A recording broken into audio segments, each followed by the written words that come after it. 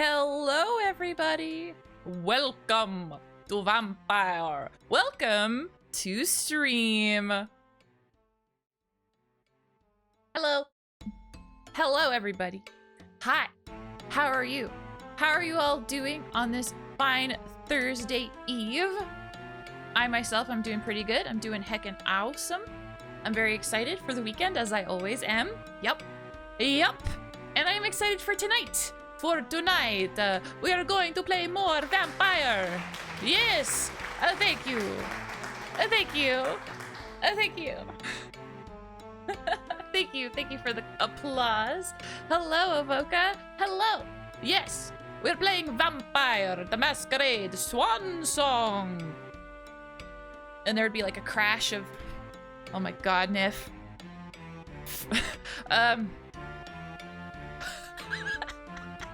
Alright, okay. I have to remember the freaking voice. You couldn't even give me a moment to like introduce it, Nif. You had to. You just had to. I get it. Just give me a sec to. I'll do an extra couple minutes. You said I didn't even get to announce it or talk about it, and you just do it.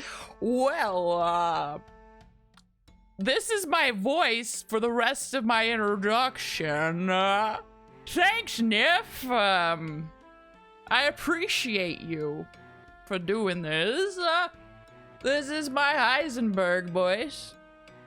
It's not a spoiler, Nif, because I know you're looking to play Resident Evil Village. Shoot, someday.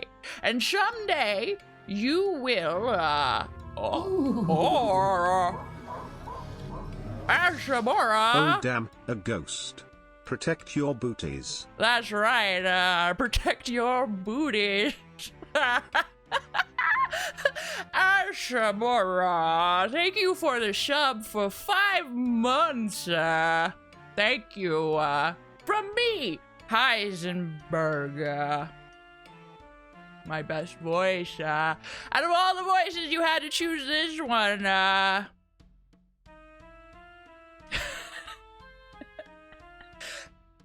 What do you all think? Why? What? You know what, now I'm wondering why I said I'd do this for 15 minutes. Why don't you? Anyway. I have new point redeems, for 5,000 points. You tried to scare me, but I'm Heisenberg.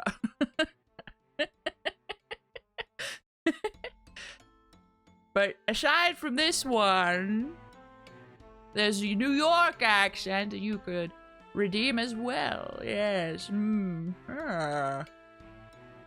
Yeah, Sniff. Oh, whoa, I'm walking here. And I have a new a sound alert, as you just heard. Thank you, Zacharias. Thank you. Oh my god, no. Sorry. Broke character briefly there because you scared the shit out of me. Do not redeem both. I will not do both at the same time. I'll do one after the other. But not at the same time. That's crazy. That's not going to happen. It's not going to happen.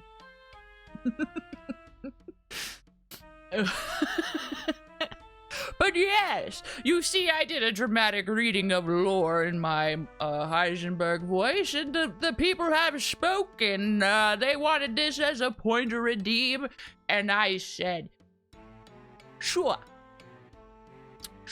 is what I said. So, there you go. The last announcement that I have to share with you all is there's a new emote. Once again, it was one of the ones I spoke about like a few weeks ago now.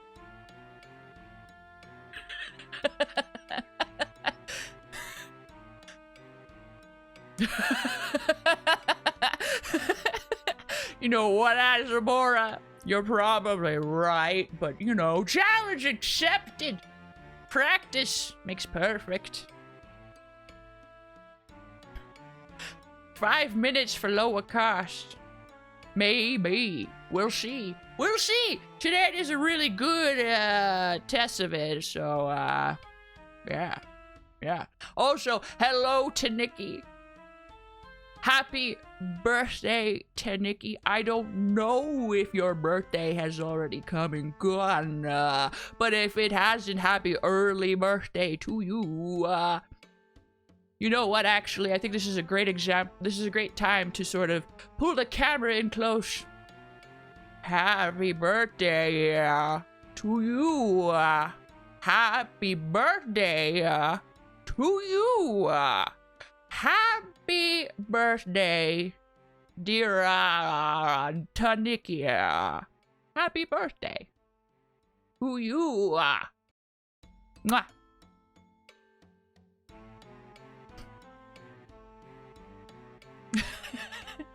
Oh. Regrets. Regrets. Rah, rah, rah. Oh, I'm glad you liked it. I'm glad I said, yeah. Schmat. But yes, I will. Thank you for the clip. But yes. New emote. Here it is.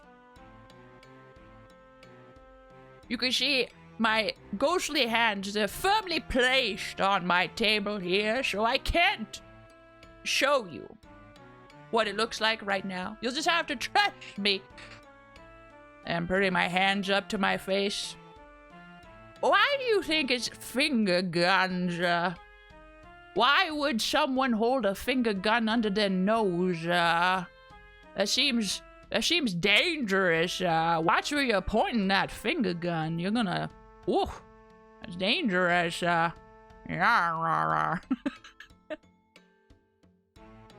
Charlie's Angel would be from the side.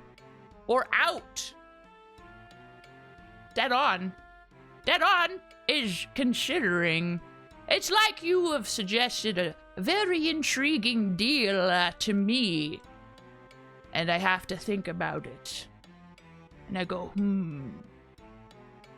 that deal you propose, I have to consider. I have to think. I have to, What do I, Heisenberg, want to do, you know? Yes, SoundCloud Raptor has it. It is the, do we have a deal base. Do you remember Agent Smith? From The Matrix? Remember him? You remember that guy? And he was talking with, what was it? I don't remember the name of the guy at the table who wanted a freaking steak. He wanted steak. And Agent Smith was all, whoa. So, we have a deal. Do we have a deal? So we have a deal. It's very that kind of vibe. So. Oh my god. Hello, spooky cat. Welcome. I am in the middle of hell. I am Heisenberg. This is my Heisenberg impression. Yeah. I feel like it's already gone off the rails. So, you know. But it's fine. What do you say? I'm old? Yeah, it's kind of an old voice, Yeah. Kind of old, I would say. How many more minutes on the clock do I have here? Let me just where oh my god. Okay. I haven't even got to 10 minutes on it yet. Schmah. Alright, anyway. You know what, Nif Taco? Schmah. It's fair. It's fine the more I think about it. Because, you know, I made you voice a hipster that you hated. And at some point during that collab, I was just like, oh, I'm gonna romance this hipster vampire because it's funny. And it also makes you suffer. So, you know, karma. Karma.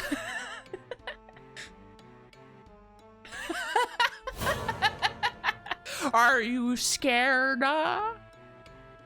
You will be. Ah. Yes, at least we went to prom. At least it wasn't Liam and Liam's dad going to prom. At least it was that. So, alright, so time is running out on my Heisenberg. What the fuck is going on in here on this day? Regrets. I'm trying my best. Rah, rah, rah. I am having a lot of fun. It's fun. It's fun.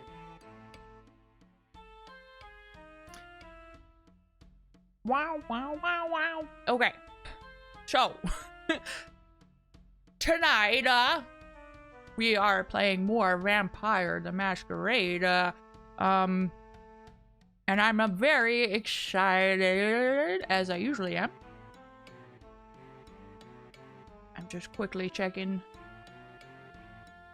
Wonderful. Wonderful! Alright, so before I get into this, I just want to remind all of you, I have a YouTube channel.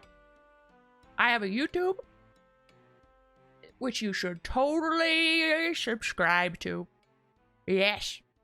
Yes, please. And that's it. That's all I have to shill for. And now we can get into the game, and I will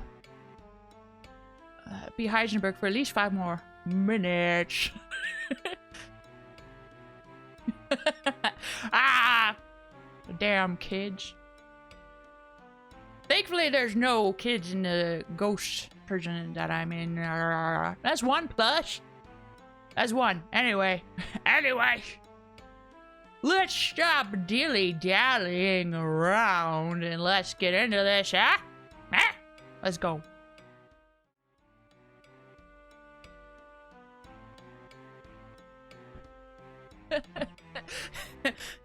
That's right. I haven't had a reason to call anyone, especially not anyone in my chat, a bitch. Not yet. Watch out. Watch out. I use bitch liberally. I just had to reach. Do a stretch. Wonderful. Rah, rah. Rah, rah, rah. Rah. Oh, I can only imagine new viewers coming to my chat, seeing this and going, what the actual fuck? And you know, I don't have an answer for them. Welcome to my stream. Welcome. I hope you're having a wonderful night. And that it's not a, you know, a bitch. The night that it is. Anyway. We are playing a spooky game, of course. Let me just... One other thing I need to check before we get into it. The one thing I will say that I shared last time is I'm using this as inspiration for a vampire game that I'm going to be running. A Vampire the Masquerade game, that is. So, if you have any questions about anything, vampire related, I will help. I'll help to the best of my ability. And if I don't know the answer, I will find the answer. So.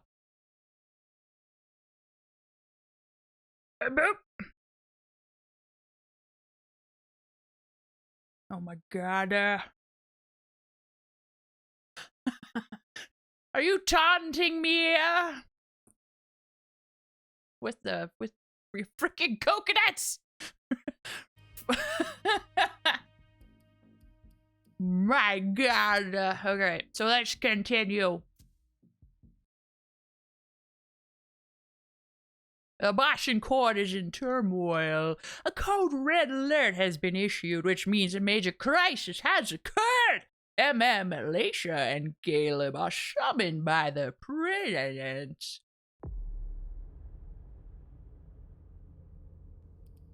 Blanchette, why are you lying? Bitch. Oh no. What is this? Your additional content for Vampire the Masquerade Swansong has been updated. You must start a new game to enjoy the new content. Wow. Seriously? The content of your previous saves will not change and will not benefit from the additions of the new add-ons. Well.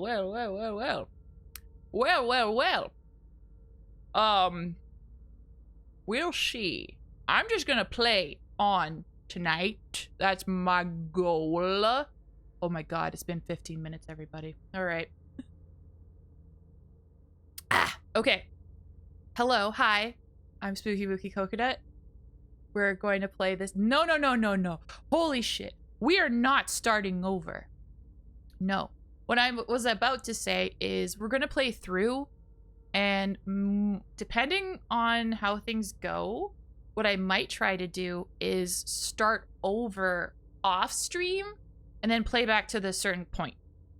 I have to do some more research though and see if, like, I don't know what changes have been made. And this doesn't explain what changes have been made. Like, what are the updates?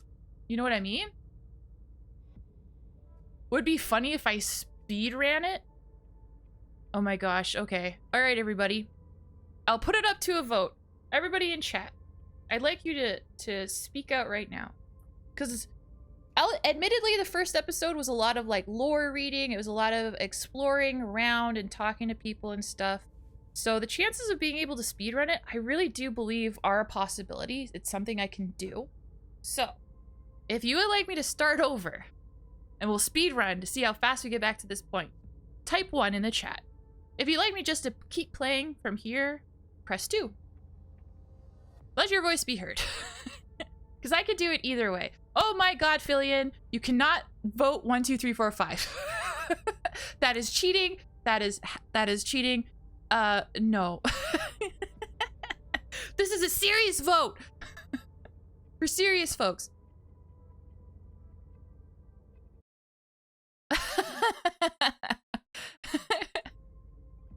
Honestly though, I would appreciate your opinion because, you know, you are all my chat, my community, my audience, so your opinion really does matter to me.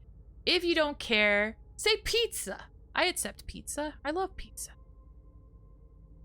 You're not supposed to type your passwords into chat. Hi, Ravomat. And Ravomat, that is also excellent advice. Okay. All right, so we got Zegriox for 1, Billion for 1, Evoca for pizza, Nif for 2. Okay. All right, so we're at a tie. So I'll play on. See, I don't know what's changed. And then off stream, I'll take a look. I'll see what the changes are. And if the changes are really significant, then I'll catch up off stream. I'll try to, at least. I really want to. You know me. I don't want to be too ambitious. What is time? What is time? Anyway, let us continue. Okay. We are Laisha. Laisha is a Malkavian with a vampire daughter. Last time, we had finished off playing with MM, and MM convinced Journey to fucking yeet out of the Camarilla. They're leaving the Camarilla. They're gonna go over to the Anarchs, which is gonna be crazy. Because I'm pretty sure the Camarilla are gonna be like, yeah, we're calling a blood hunt. Like, no questions asked. Hi, Jantax! Welcome! How are you all doing this Thursday? Ooh, something to read. Information notes / unification party. Summary of individual files on the Hartford Chantry. Mr. Osborne, regent of the Hartford Chantry, ambitious and paranoid, extremely skilled in thaumaturgy, favors unifications, but mentions escape routes in his private communications. To be monitored. Visits the Jefferson Library once a month. Miss Wakefield, John Reese's child. She is a secretive mind-controlled specialist who supports Mr. Osborne unconditionally, although he continues to be wary of her. He supports the unification to support the choice of her regent.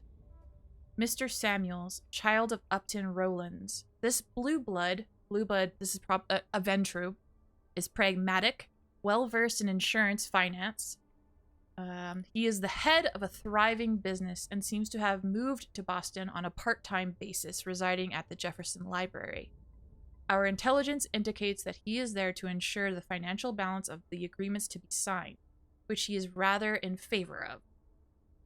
And Mr. Fleming, he specializes in poison and is Osborne's personal bodyguard. He has been on several blood hunts and has recently moved to the library. We believe that he is there to protect the warlocks. List of vessels provided by Dr. Dunham. You have Marvin Haney, Patricia Lane, Corey Perkins, Brian Brafford, Mary Sandoval, Robert Siegler, Richard Walton, Michelle Jacobs, and Vernon Kennedy. Hello? Why can't I move? Oh, there we go. Okay, that's why. I was using the wrong button. You can't use the D-pad. What are you crazy? Intelligence on the Hartford Chantry. In the 17th and 18th centuries, the thaumaturges were influential throughout New England, but they also experienced dark times, seeing their power erode over the years, primarily due to the encroachment of Sabbat members from northern and western New England during this period. Some Elder Tremere believe that at least one of the major convents allied with the Sabbat to bring about their downfall, though few agree on which of the 3 major convents is most to blame. The loss of status suffered by their entire family is a wound that still runs deep today and has led to their great dislike of the Sisters of Salem. Operating primarily out of a chapel in Hartford, the thaumaturges have an ongoing competition with the Ventru coteries for dominance in the state and have been quick to exploit any opportunity. Thus, when the new Prince of New Haven and Hartford came to them for help in the early 1900s, they graciously accepted. Wisely, they have not yet recalled the debt of the Ventru. Oh, they have not yet recalled the debt the Ventru owe them, but that is likely to happen soon. Indeed, as a result of the unification agreement with Boston, the Chantry will greatly increase its political and economic clout over the Hartford domain. Within the Chantry itself, prestige is highly prized, and competition within the upper echelons of the of the hierarchy is so fierce that more thaumaturges are lost to internal strife than to past clashes with the Sabbat. This is largely due to the fact that Denham Osborne, despite his understanding behavior, jealously guards his position and makes it impossible for his apprentices to progress. Whenever a warlock seems to be on the verge of unlocking a new mystery, they are often replaced by a less talented one. Today, their Boston branch is mysterious and impenetrable despite our best efforts. We think it would be wise to require a visit to the Chantry as a sign of trust. Our intelligence reports numerous disappearances of mortals in the vicinity of the building, which fortunately have gone unnoticed. Oh. Was there... Okay, there was scrolling here that I missed too. Great! Great! Where would it have stopped? Probably Mr. Fleming. So I'll just read Mr. Fleming again. Mr. Fleming, he specializes in poison and is Osborne's personal bodyguard. He's been on several blood hunts and has recently moved to the library. We believe that he is there to protect the warlocks in the event of a retreat. According to our sources, he is opposed to the agreement because he harbors a strong personal resentment toward Dejan Siaka. Miss Vance has lived in Boston since the creation of the Hartford branch in Boston. Unknown sire. Specializes in high-level protection rituals. Little information available. The party will be her first outing from the library if she accepts the invitation. Well, that's interesting. We need more time to research her background. Mr. Woods. Child of Deneb Osborne. Resides in Hartford. Is new to thaumaturgy, but shows very good skills in memory magic. Still under the authority of his sire and therefore in favor of the agreement made with us. Mr. Green. Resides in Hartford. Child of Mrs. Wakefield. Nothing to report. Was embraced 2 years ago. Kept his family, his job as a research chemist. Report indicates that he is pro-unification. Mr. Chen. Was selected by the Chantry to come and work at the Red Salon and conduct experiments on blood stabilization. Extensive experience in thaumaturgy. The report indicates that he is in favor of the unification for his own interest. He only needs... Oh, he only feeds in blood banks. Ah, yes. Ah, yes. He has a particular style of feeding, which all vampires have. Everyone has this particular way that they prefer to hunt. So it seems like, and one of the ways is just by blood bags. Or you can choose to like only drink from a certain type of person too. There's a whole bunch of different options. It's awesome. Miss Halestead was selected by the Chantry to come and work at the Red Salon and conduct experiments on blood stabilization, specialized in blood storage rituals. The report indicates that she is rather reticent about the unification, afraid to share her knowledge, suspicious of Boston. Okay. This is what Hazel asked me to bring her. Oh, so I found exactly what I needed. It did, yeah. I'd like to set my new chronicle in Boston. And this is the chronicle that I'd like to create for stream specifically. Subject, Mr. Jason Moore. July, week 1. Report submitted by... Wow. This is what does this even mean? A report submitted by Mr. Wu NSTR. Night visit from Mr. Hazel Iverson, accompanied by Delson Coates on Tuesday, July, week 2. Report submitted by Mr. James. Wife and child went to Costa Rica for 2 weeks. Night visit from Mr. Burrell Underwood on Thursday. Report submitted by Mr. Wu. Night visit from Mr. Barrel Underwood 2 times. Family came home. Oh, they're following folks. Report submitted. Like, whose family? What? Oh, okay, the family of Jason Moore. Interesting. Interesting. Billion. A chronicle is just what the story, I guess, the game of vampire would be called. Like in Dungeons and Dragons, it's a campaign. Like, oh, I'm running a campaign, which is a game. So for vampire, it's a chronicle. Yes. So they're following this guy. I do not know who the heck this guy is, but they're following him. Interesting. Interesting. What about Boston do I like for a setting? Okay, well, the thing I like most about Boston as a setting that jumps out at me is Salem is really close by.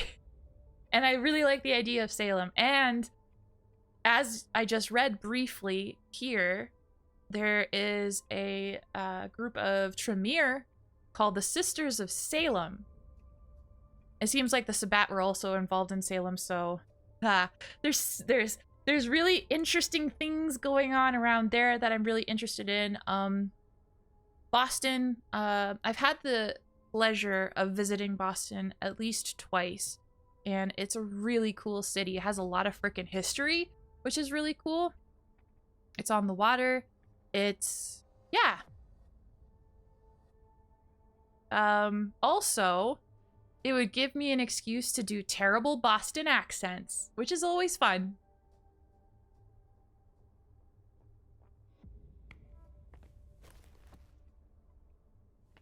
Wait. I just pushed the book upright. Why would I do that? Leisha, why would you do that? No, they're gonna notice. Someone's gonna notice. If someone has their room a particular way and they come back and they're gonna look at that shelf and go, what the fuck? Someone touched my fucking book. But then again, Journey was rummaging around, and I bet, oh, stop it! Oh, snatched. I didn't know it was that kind of game. Anyway, let me examine it first. A log with a list of everything that was checked for the party. Invoices, reservations, rentals. All from our network. Huh, it's Journey's. That's what she was looking for. Ah, so Journey was looking here. It was right here. Oh no.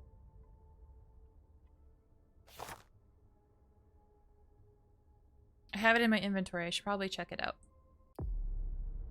But yeah, when I think of Boston accent, I think of a meme. And it's just like these two people on a boat. And there's like a sunfish just sort of swimming around. The sunfish, I think the sunfish was in trouble. I'm not even sure. But the problem was is these two people on a boat didn't even realize what kind of fish was in the water. So they're just like, oh my god, it's a baby wheel. Oh, go back around. We gotta look at the baby wheel. It's crazy. Okay. Can I not look at it? Apparently I cannot look at it. But I have a file on the unification part. I'm walking here.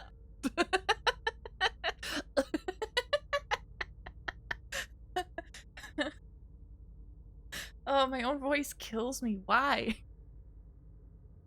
Yeah, it's very similar to my New Yorker accent, which is also bad. But it's a lot of fun. It's a lot of fun. But yes, I have a file containing all the documents that prove that Journey did not neglect safety while organizing this event. Holy shit. Holy shit, everybody. I have the proof to clear Journey's name. And they already left. They're leaving for the Anarchs. Shit's, well, actually, this maybe might, oh, this might be the best case scenario. This might work out great, because yeah, if they catch wind that they've ran, that's bad. But if they have proof that everything's okay, they're like, hey, it's fine. We know you didn't fuck up. We know you didn't fuck up. So this could be great. This is actually, this has got a lot of potential. Where are you? The time has come. Password is arrival. Okay. This thing's old. Does she still use it? I thought for a moment that it could have been a fax machine. I'm like, what? What do you mean old? Fax? But no, it's a typewriter. And typewriters are just freaking cool. I don't care how old a typewriter is. If you can tippy-tappy on a typewriter, it's just the most satisfying thing. It's so much fun. I don't own one. But I would like to own one.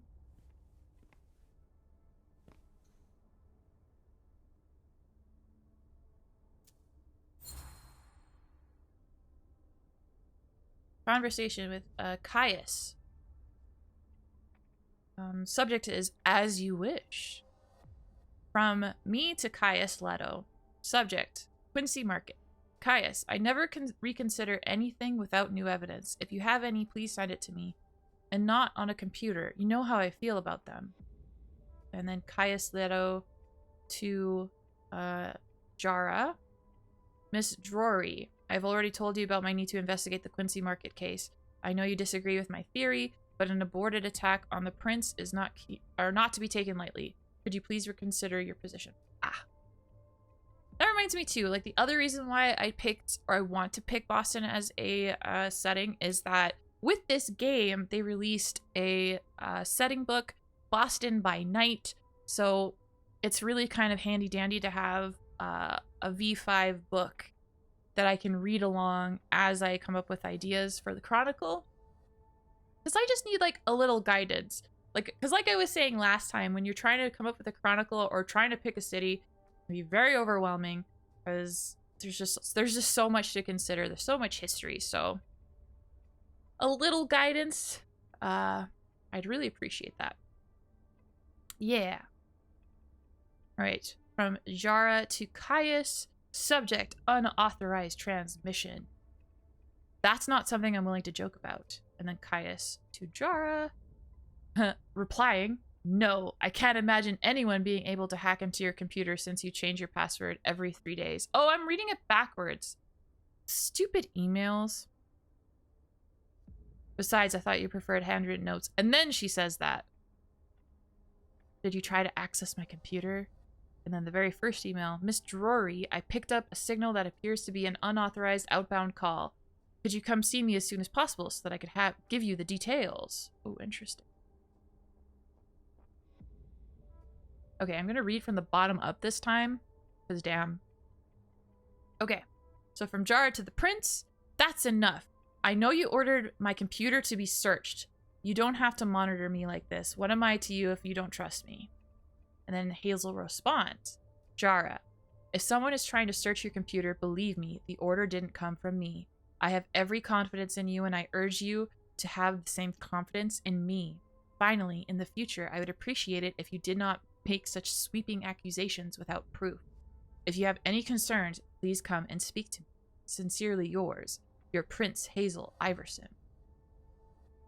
And then Jara responds, I rely on myself to protect what needs to be protected, and I have my own ways of keeping myself safe from undue curiosity. Is Caius Leto related to Jared Leto, aka Morbius? Coincidence? I think not. Oh man, if action breaks out and we have to have a fight, you know what that means. I want to see everybody in the chat if like there's a very intense high action moment. Everybody in the chat, you gotta go, it's Morbin time, okay? Okay? So when I say, holy shit, the action's broken out, you all go, it's Morbin time. Got it? All right. All right, so this is from Jara to Sophia. Sophia, it is precisely 10 p.m. I am heading to the party and I am leaving Caius Leto in charge. You know the procedure. Let everyone know. Have a good night, Jara. And I haven't met Jara, so it's very possible that Jara went to this party. And that's scary. Recent secure transmissions. Interesting.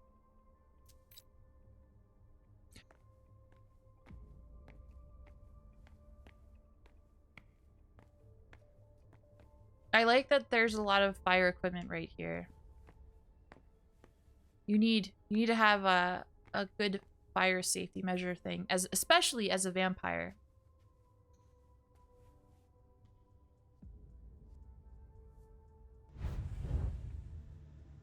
I'm not sure what I'm doing, but it's not doing anything with the picture. It's just a picture.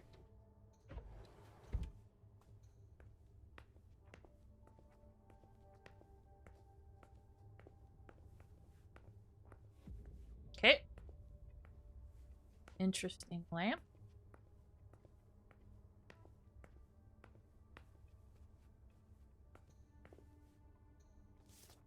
Jara, I would have liked to have give you this bond that you've been waiting for so long. But I can't bring myself to condemn you to my situation. But don't be afraid. I will never abandon you, Yara. Never. We're bound together forever. We are one. Since that first night, that first instant, nothing can ever keep us apart. I promise. K. Caius, perhaps?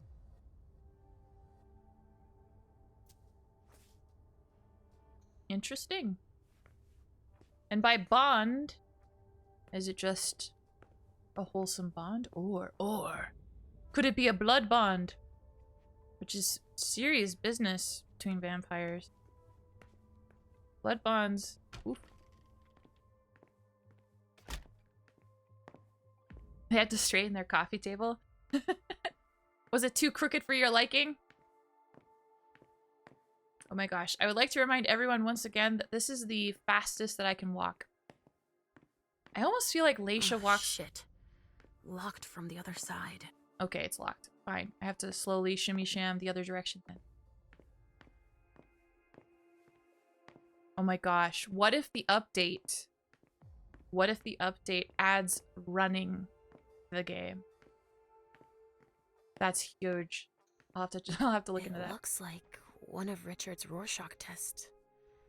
In green. Even with the color, I still see the same things always. Blood.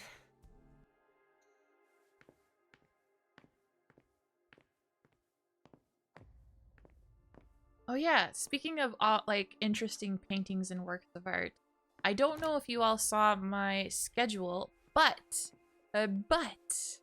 I am going to be continuing Deadly Premonition on Mondays, and I'm very excited. Why does it give me this option if I have the key? I have the key. Hold on. What's my current quest? Because I found what Hazel wants. Right?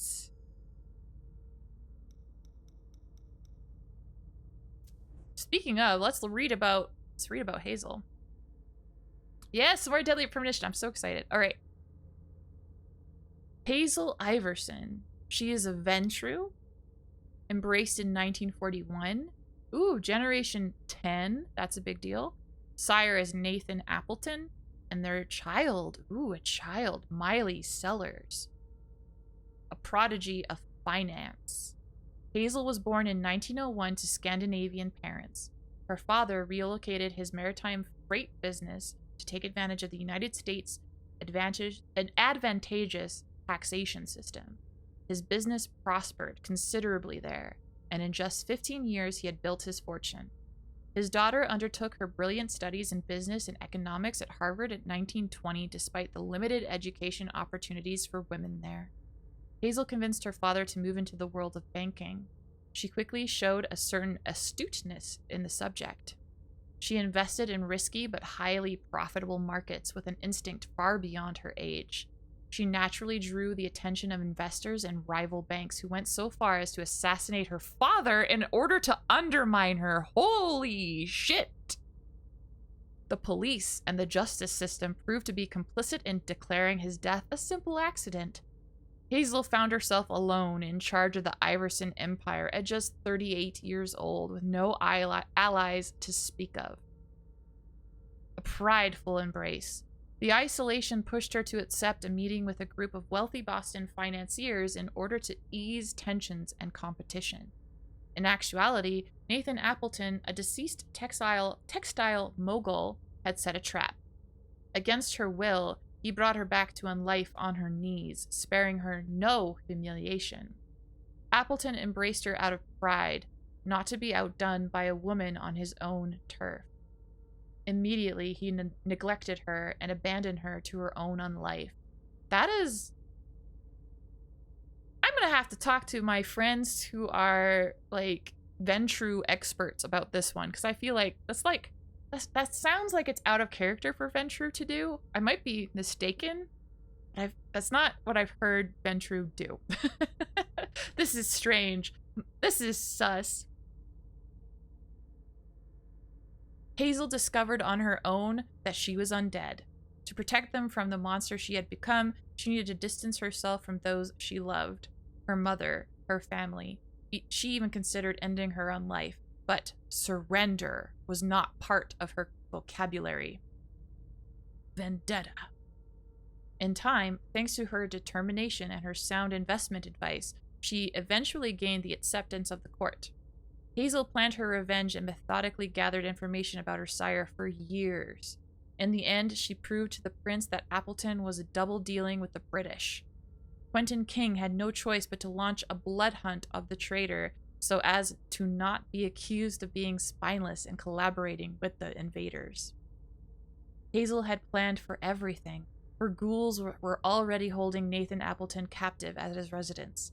She did justice herself by making his head fall into the rug in the exact spot where he had made her bend the knee. I love her. Holy shit. She spared the unlife of his bodyguard, Delson, who since that day became her shadow as a token of gratitude. She has since earned the distant respect of many. Holy, come through, Hazel! Damn.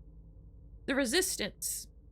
Her relationship with Quentin King grew strained over the years. The prince's submission to the British colonists, combined with his outbursts of madness, prompted Iverson to conspire with a group of dissenting licks, the Kindred of Liberty.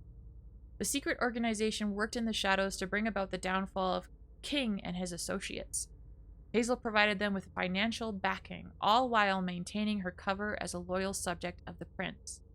Her dealings with the KOL also led her to work with another resistance group, the Gemini League, which she helped establish in Boston. Revenge. When the elders began to give in to the beckoning, there was a major shakeup among the powerful and ambitious kindred still left in Boston. Hazel aspired to carve out a place for herself, but she did not expect that in 2014, the remaining members of the Primogen would offer her their support to allow her to claim the position Quentin King had left vacant at the head of the domain. Though she seized the opportunity without hesitation, she remained suspicious of those who had relinquished the power to her. Why would they not keep it for themselves? She therefore invited kindred whose loyalty she was sure of to the council in order to dilute the influence of Beryl Underwood, Richard Dunham, Hilda McAndrews, and Jara Drury. At the top, plagued by doubt. Once in power, Hazel endeavored to restore the weakened domain. Learning of Dr. Dunham's research on Vitae, she saw at last an opportunity to bring Boston back to its former influence and glory. If she could find a way to store the enhanced blood, Boston would become the center of a thriving blood market. She drew upon Dejan Siaka's thaumaturgical knowledge, but the research necessary to develop such a large-scale production led her to ally herself with the Hartford Chantry, with which Boston had long fought against the British occupation. This alliance would take time, and it would create fear and jealousy. Thanks to a premonition from Leisha, Hazel avoided an assassination attempt, as well as all manner of political unrest. The further she advanced in her discussions with the Chantry, the more the feeling that someone was trying to bring her down intensified. Someone wanted to see her fail, she was certain of it. But it could have been anyone, even one of her closest supporters. Leisha's visions offered her a way to find out and a means to defend herself and find new support as she played on the conflicts between those who could threaten her crown. In spite of everything, the negotiations came to a close. A party was to be held tonight to celebrate the unification of Boston and the Hartford Chantry, the consecration of Hazel Iverson's power. Wow. Yeah, we haven't even met Jara, so we don't... Jara's a Nosferatu? Oh my gosh. Listen, I love the Nosferatu. Okay. Let's read this one too. Why not? Okay. Jara Drury. Clan Nosferatu. Date of embrace 1801. Generation 8th. Holy crap. The oldest so far that I've read. And the sire's name is Petra. Double agent. Jara was originally from Viz, a small fishing village off the coast of Croatia. Arriving in Boston in 1841, she left behind a life of misery and prostitution along with her sire, whom she was careful not to let get wind of her departure. Her natural distrust of other kindred pushed her to settle in the city's sewer system, where she aspired to an life of solitude. Sadly, it took only a single mistake to be discovered and brought before Kurt Dench, one of the most influential and intimidating Nosferatu in the region. Much to Jara's surprise, Dench was disconcertingly transparent with her. He spoke to her of his allegiance to the British in New England and shared with her his intention to establish a vast Nosferatu spy network throughout the area. She was enamored of the idea. After a long period of observation, Kurt officially inducted Rory as an agent. She would spare no effort and stepped up her ingenuity to meet Dench's expectations. In particular, she managed to infiltrate a pocket of anti-British resistance, the Kindred of Liberty, and went as far as to integrate herself with their primogen. This dual identity allowed her to pass on invaluable information to the British colonists, which they used to tighten their hold over Boston. This fruitful collaboration awakened feelings in Jara that she thought had died out long before. Feelings for Dench. Oh, baby, a triple! Oh, yeah! Oh, yeah! Whom she so often worked with. Despite his unfriendly demeanor, Kurt was an honest man, straightforward and dependable, a man who Drury realized she had much in common with. Though she dared not take the plunge. 15 years later, Kurt would do it for her. Oh my god! Turncoat, 2008. The fall of London rocked the British colonies in America. Jara was unshaken and maintained her cover, while in the shadows, the network of Nosferatu tightened its ranks. Kurt disappeared. Thinking at first that he was on a long mission, Jara looked to her peers for answers without success. Weeks turned to months, then years. With the beckoning taking the British leaders away, Jara abandoned her dual identity and firmly integrated herself among the Americans. She took advantage of her purported involvement in the fight against the colonists to gain access to the primogen of the city's new prince, Hazel Iverson, who made Jara her chief of security. Jara may have changed her allegiance, but her heart still clung desperately to Kurt, whom she still hoped to see return. Something deep within her kept her from giving up. In the meantime, Jara does what she must to survive and drowns her loneliness in work and excess. Holy shit! Holy shit! These characters' backstories are rich, I tell you. But anyway, back to the matter at hand.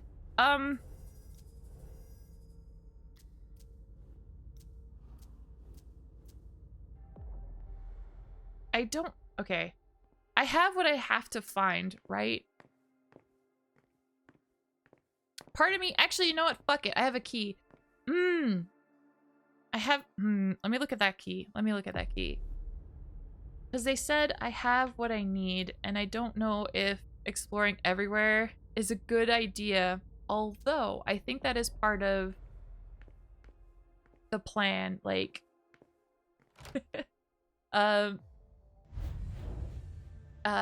they want me to, like, spy on the freaking primogen and see if any of them are fucking around. Because they fuck around, here. they're gonna find out. Be able to take a look around Dijon's. Okay, this room is really cool. No regrets. No regrets about entering this room. Look how awesome. Look how freaking awesome. There's birds. They like birds. Saxophone, jazz. Nice.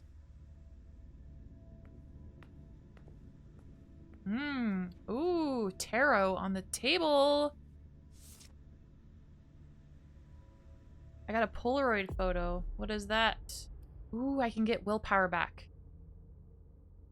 Nostalgia. Recovering memories and images of her lost past is what ultimately drives Leisha.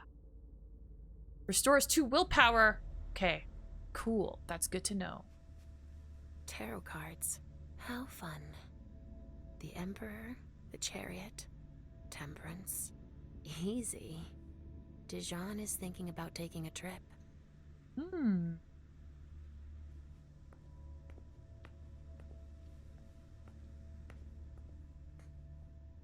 Oh, and I think it's a good thing to point out. I'm currently using a discipline, and it doesn't increase my hunger to do so. So, not all disciplines increase hunger. Very important thing to know. Guardian Ravens. Equipment. Cauldron. Ingredients. A raven. Corn. Raven droppings. Corn straw. Blood magnet. Equipment. Magnet. Silver bowl. Own ingredients. Own blood. Concealment ritual. Equipment. Knife. Candles. Ingredients. Fresh bird's blood. Skull. White candle wax. Illuminated trail. Equipment. Candles. White satin ribbon. Have seen the prey beforehand. Note, the prey must not go underwater or cross a body of water. Restoration ritual. Equipment, candles, and a skull. Ingredients, own blood, and a sacrificed animal. I swear, if I ever get to play in another campaign, I'm making a goddamn Tremere. I want to play Tremere. It's just too cool. Oh, and I can actually read the titles of the books. Okay, so on the left, we got The Story of Marie Laveau. Then we have Baron Samdi. That is a person. That is a name that I know. Maybe not like the actual name, but I remember Baron Samdi was like one of the characters from the board game Nightmare. That's where I know it from. And then it's kind of tough to read because of it's something rituals. I think it's something Bridget rituals. And then the one on the far right is butterflies and moths.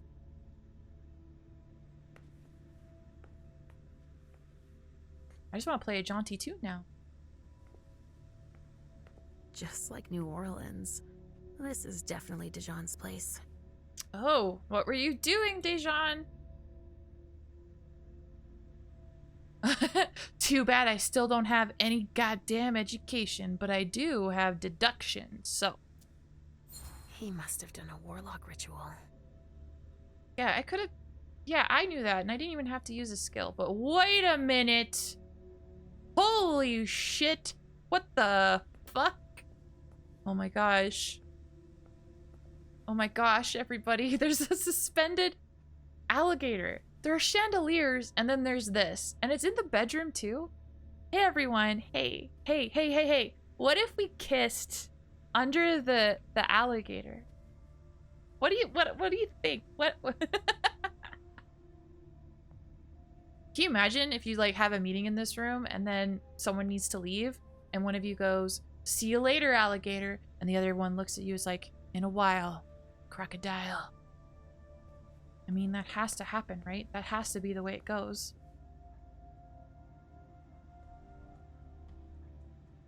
Yeah, that looks like a knife. Ah, my gosh. In order to analyze the blood, I need an education, and I don't have one. I can observe it, though. This knife has blood on it. That's blood. That's blood. Cool. Anything in the trash? Nothing in the trash.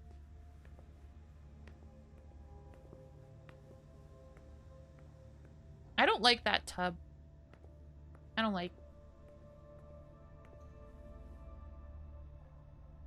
Pierce, obfuscate. I can use auspex. Wait, is that concealed? Did he try to conceal something? I knew I should have studied forensics. Okay, I can... Okay. I'm gonna investigate this, but doing this will increase my hunger by 2. Let's frickin' do it. What is this? Well, what have we here? Interesting. We have revealed something. Ooh. Here we go. My dear sisters, I hope this letter will reach you quickly. Things are critical here. It appears that we've been the target of a major incident. A code red has been issued, and we have not heard from those who had already gone to the party our prince had organized for the unification. This could be in our favor, because it's possible that the Hartford Chantry is behind it. Although, I have faithfully served my prince's interests while negotiating this treaty. These new suspicions could serve our interests in relation to a potential alliance between Boston and Salem. Rest assured that... That's it. I can't read anymore! He didn't finish his letter. But that'll be enough for Hazel to make up her mind about him. Yep. Well, we searched... Ah, that's it. This is how you look for goals. Right? Hello? Okay, I can investigate all the members of the Primogen. I'm going to do it! Wait, does that mean that this in front of me is a... I'm gonna check. It could be a office. God damn it. Why do I have to walk so slow?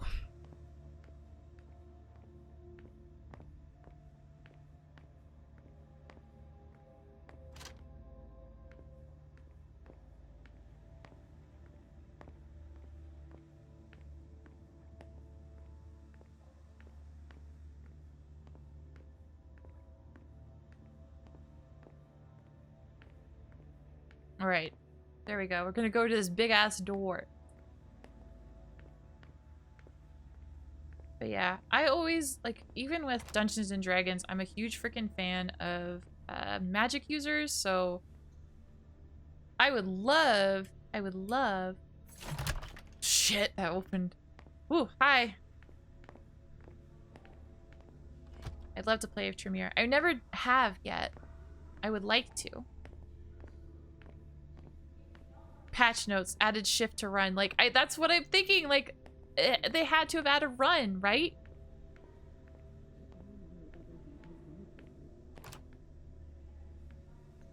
I'm already in it though. I'm committed. Whoa. Told me to keep a low profile here. Whoa. This area is reserved for the prince and her primogen. It's oh. I have to keep a low profile there, huh? Holy shit. Is there a map? Is there a map? No. Shit, that room's intense. Hi. Oh, hi. Can I talk to you? Maybe I should, like, come out of obfuscation. Hello, hi. I want to talk to you. If I can do anything to help, let me know. You got it. Okay, well, the elevator is there to go to the prince, but yeah. I don't know. Checking out this scary red hallway seems like a lot of fun. Shit. Hilda's in her office. She's going to see me. Obfuscate. Unseen passage. Unseen passage allows you to move around without being seen. In this state, it is not possible to physically interact with the environment. You may, however, stealthily read a document or examine an object. Ah, okay, so here it is. Oh, that's interesting. Because in a cutscene, they went through a freaking door and obfuscation didn't pop. But here, it clarifies, look, if you touch a door, it's over for you. If you fuck up, they're gonna see you. This power will be activated automatically if you enter a location that is prohibited. Okay.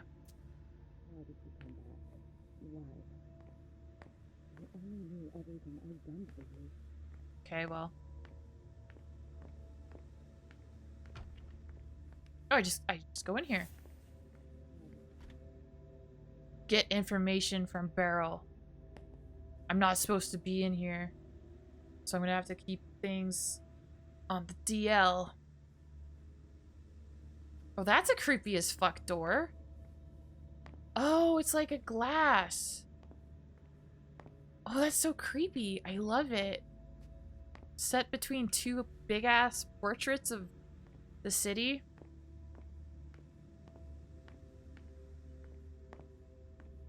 So no interacting with items, but I can look at things. Dear Mr. Underwood, as agreed, here is our payment. Thank you for your confidentiality. You are indirectly contributing to one of the greatest forensic discoveries of our time. If, by any chance, you still have bloodless bodies in good condition to offer us, please let us know. Sincerely, Dr. Karen Parsons, Boston Medical Center. Huh. Huh!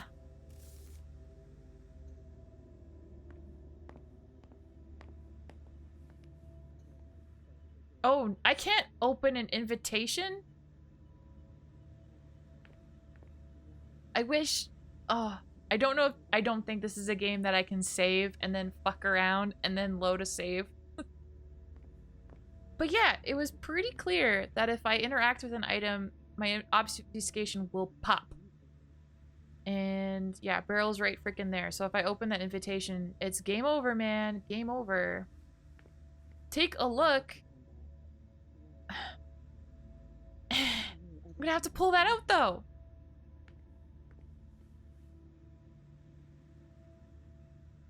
I thought that vamps cannot be tricked by that stealth ability. It depends. It depends. There are like auspex. If your auspex is incredibly high, it gives you an edge against obfuscation. It basically becomes a versus roll. So whoever is using obfuscation will get their pool of dice versus the person who's trying to use their auspex to see the vampire, and then they'll roll against each other and see who wins. It could just be possible that Leisha has like an incredible obfuscation and no one can like mess around with her. Wait a minute. My guy? My dude? What are you doing? What? Yeah? You think you're doing something? Are you playing the Angry Birds in your mind? He's twiddling his thumbs, but he's not... There's nothing in his hands. Well, maybe he's occupied. Maybe he won't notice. I'm gonna take a look. Okay, phew. Alright, we're good. He's practicing his fighting game combos. Yeah, that's... circle quarter, or quarter circle back, right? Something like that? I'm no good at fighting games. Patch notes. Added a phone to his hands. Dear Mr. Underwood, here's the report you requested. Attached, you will find all of the documents I was able to gather. Unfortunately, I was unable to collect much useful information about Miss Fang's time in China, but it may not have been the most interesting period of her life. A fairly typical education, exactly what would be expected of the upper class. What is a little less expected is that shortly after her arrival in the US, she was admitted to the economics department of MIT. This was, in large part, thanks to her publications on the blue economy, which led her to join the DIORA ratification project in the Indian Ocean. At the same time, she defended her dissertation on blue biotechnology, which I recommend that you read in its entirety. You can imagine that someone of her ilk was highly sought after. She was wooed by major multinational companies before she even graduated. Wow. Okay, so basically, Barrel's the son of Caleb, and Caleb's currently like training up Fang, so I can see him being like maybe a little jealous. Oh my gosh, should I push my luck? All right, everybody, should I push my luck and open that invitation? It might pop my obfuscation. Type 1 if you'd like me to push my luck, or type 2 if I should just keep on keeping on. Good thing you didn't notice that. Fuck. Oh, this. Observe. Ugh, these suits. Barrel's as dead outside as he is inside. Oh my gosh. Look at this. This is fun. It's not with all of them, but it is with most of them. I draw your attention to... Like, if you look inside the coats, you can see through them. Like this coat to the right of Leisha, you can see through the coat hanger. You shouldn't be able to do that. When you look on the other side, it's a solid texture, but it's a ghost texture on the inside. Ooh, fancy. Wait, does Beryl read manga? Could you imagine? No, he does own 2 of the cookbooks and 2 of Battle Horse. He really likes Battle Horse. And Forward. He's a really big fan of Forward. He has multiple copies of that as well.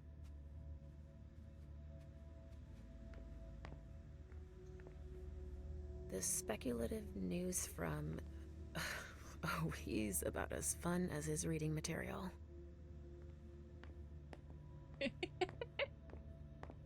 Ventrue are also very business focused, and it seems like that's the case with most of our Ventrue characters so far.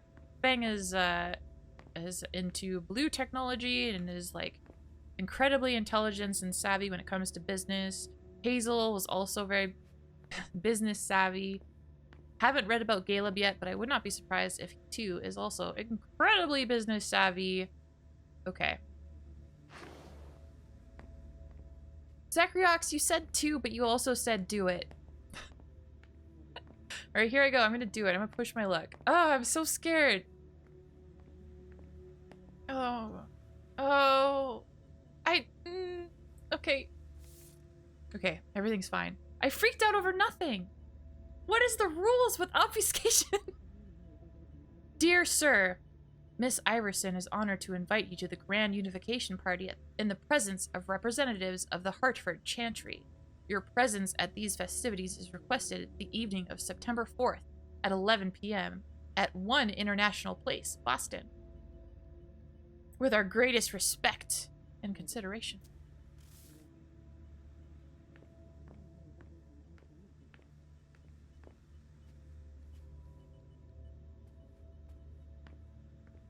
Okay, I think that's everything. Because the only other thing I could do is talk to him.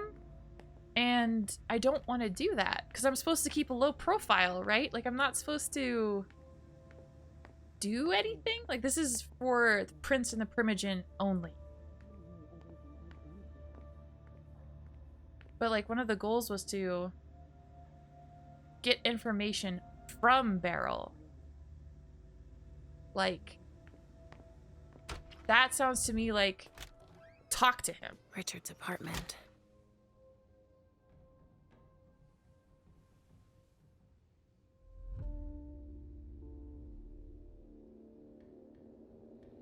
Interesting art. He didn't change a thing, as usual. Oh, hey, it's my kid. I mean, it's staying true to Vampire because one of the things that's like a big point of discussion and arguments is one's understanding of how disciplines works. Richard always liked masks. Like all children of Malkov. Where are you, Mr. Teddy? I don't know what the kid's going on about. I'm just going to ignore the kid. Oh, what?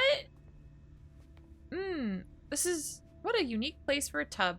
And you'd have to like bring a bucket and fill it in because it's not linked in anywhere. It's just a tub. Mr. Teddy. How the fuck are you supposed to drain that?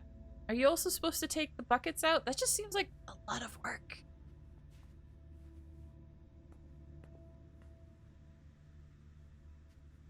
I'm sure a lot of people are weirded out by the vampire child. He must be hiding somewhere else.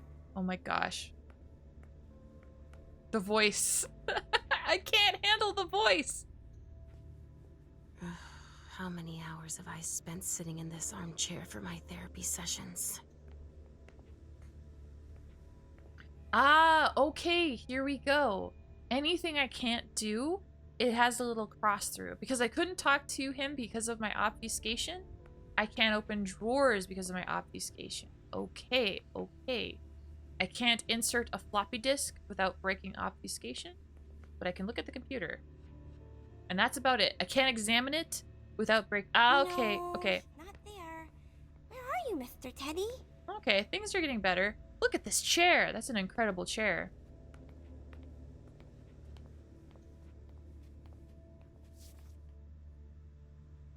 Dear Dr. Dunham, as instructed, I have prepared the donors you listed for the unification party.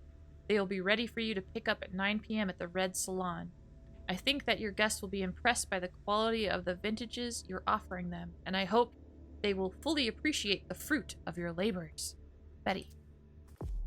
I'm wondering if... Oh, wait.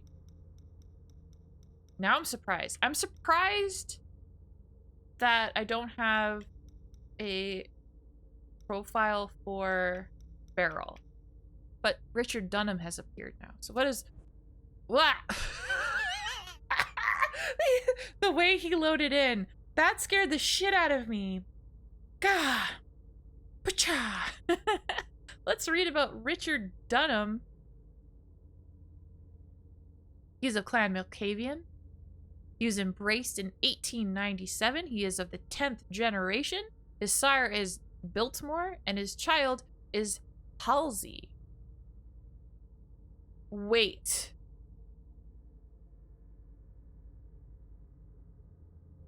Richard is Halsey's sire. Was that... Wait.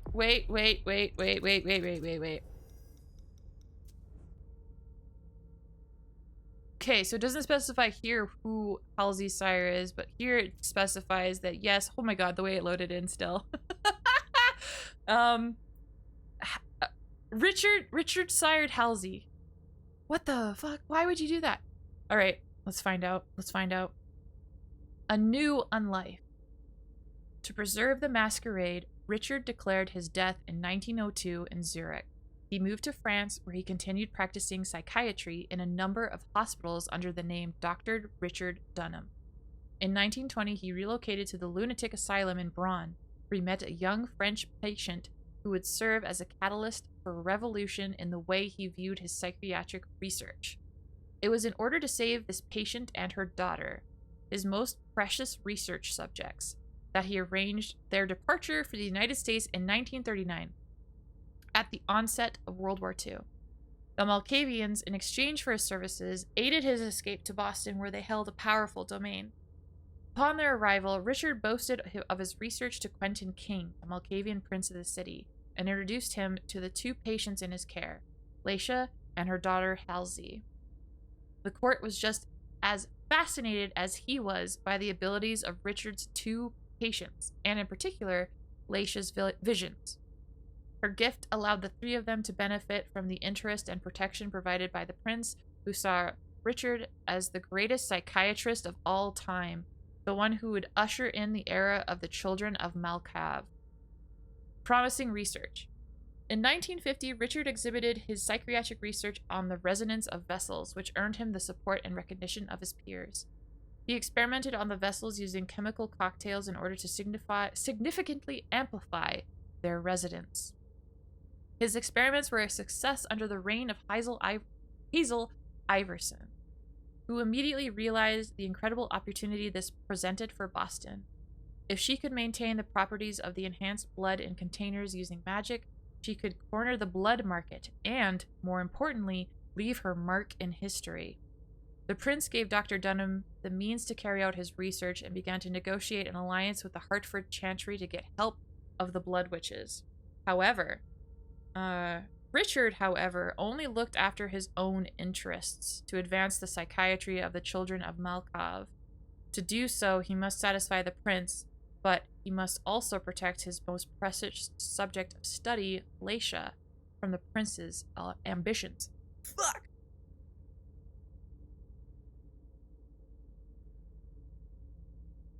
So yeah. I still believe, now that I know that Richard sired Halsey, that Halsey sired Laisha. That is my belief, and yes. So... He must be hiding somewhere else. Oh! Okay, so I can go to Halsey or investigate the other members of the Primogen. Man, I'm curious.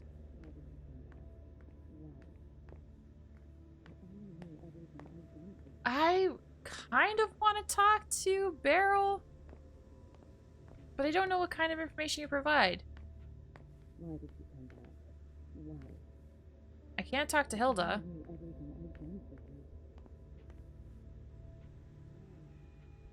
Let me just take another look around Beryl's office.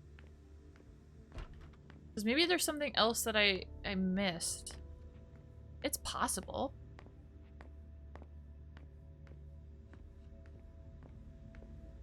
But yeah, imagine sleeping where you work. That's intense. Although it would be kind of nice to have it as your haven in a way.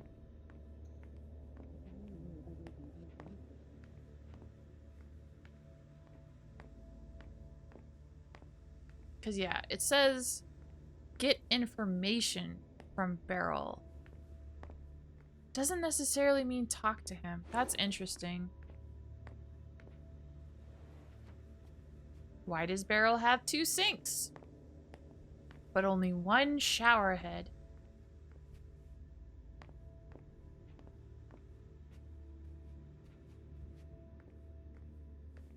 Okay. It looks like the only option I have is to talk with him. And I don't know if that's a good idea.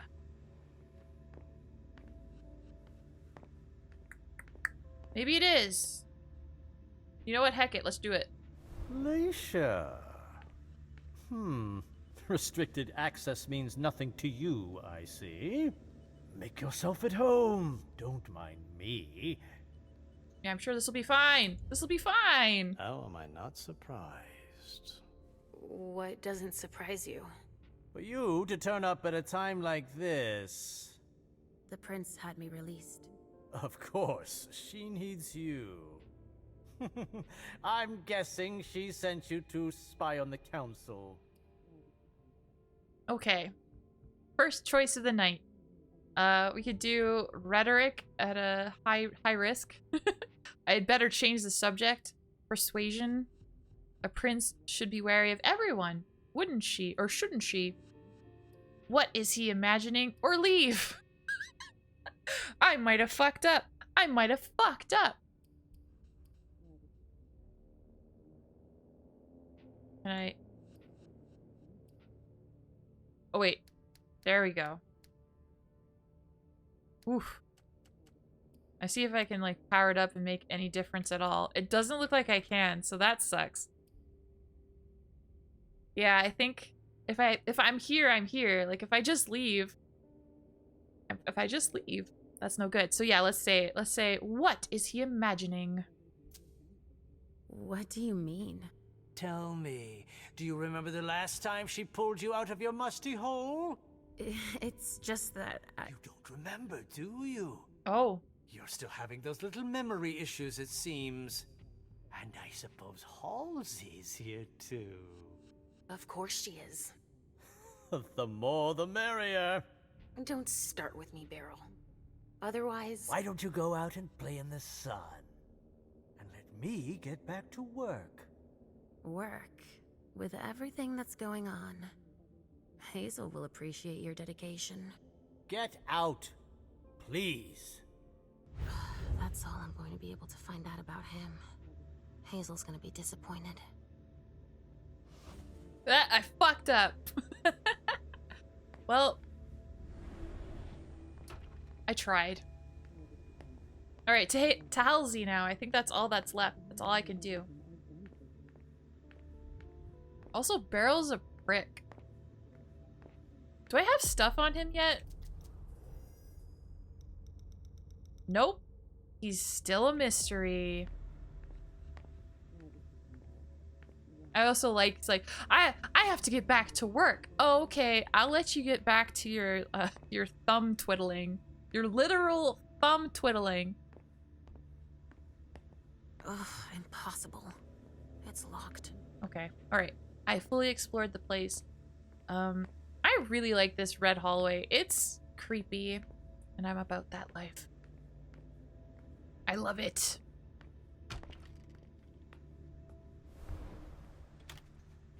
Okay, well now that I'm no longer obfuscated, let's fucking look through shit. Let's go. No, not there. Where are you, Mr. Teddy? Archived confidential report 1978. March 6th. Unknown origin. 13 members of the court caught in a sudden collective panic for several minutes. Quentin King, our prince, Mr. called for an Teddy. investigation. Closed without any conclusive findings in 1988 after the prescribed 10 years of investigation. October 31st. Halloween! Unknown origin. The servants of the No, Primogen not apartments there. began to hum the Where are same you, Mr. song Teddy? for 1 hour. Quentin King, our prince, called for an investigation. Closed without any conclusive findings in 1988 after the prescribed 10 years investigation. Mr. Teddy. Imagine that, like, all the servants suddenly humming the same song. That's so cool. What the fuck happened? Oh. Ah, tasty. Thank you, Spyco. Also, hello. How are you? October 31st. Unknown origin. The servants in the prince's quarters all laughed hysterically for 1 hour. Quentin King, our prince, called for an He investigation. must be hiding somewhere else. Closed without any conclusive findings in 2009 after the prescribed 10 years of investigation. And the archived confidential report 2015, May 7th. Sing-song child voice Mr. Teddy. Oh my god.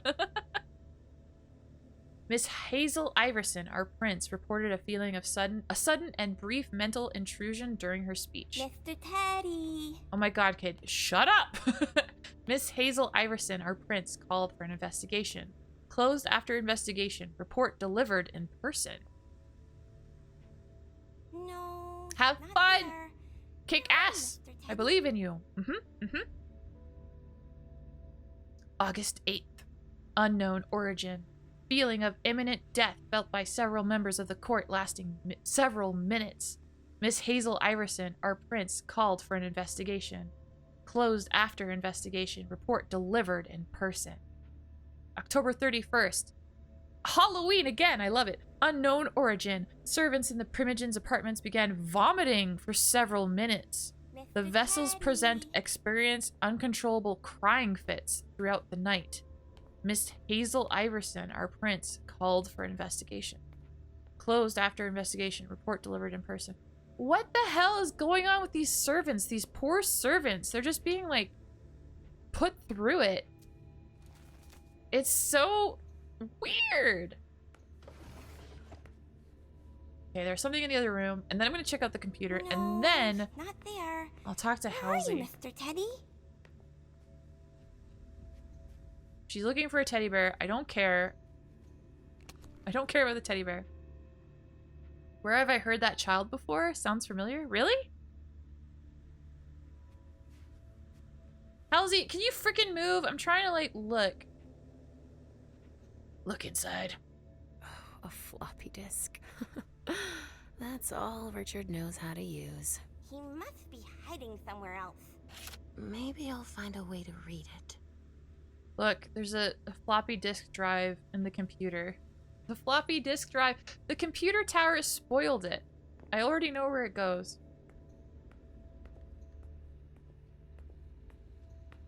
Yeah, insert it.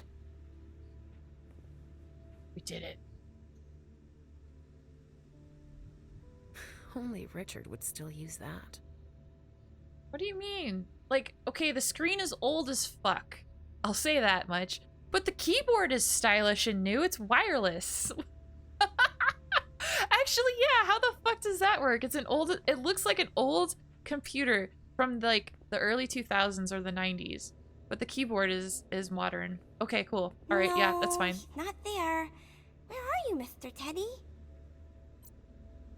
All right, this is from the floppy disk. Dear Miss Iverson, the prince, as per your request, Mr. Underwood came to the Red Salon to carry out a review in view of the collaboration with the Hartford Tremere. We can confirm that production can triple if we expand operations into our basement.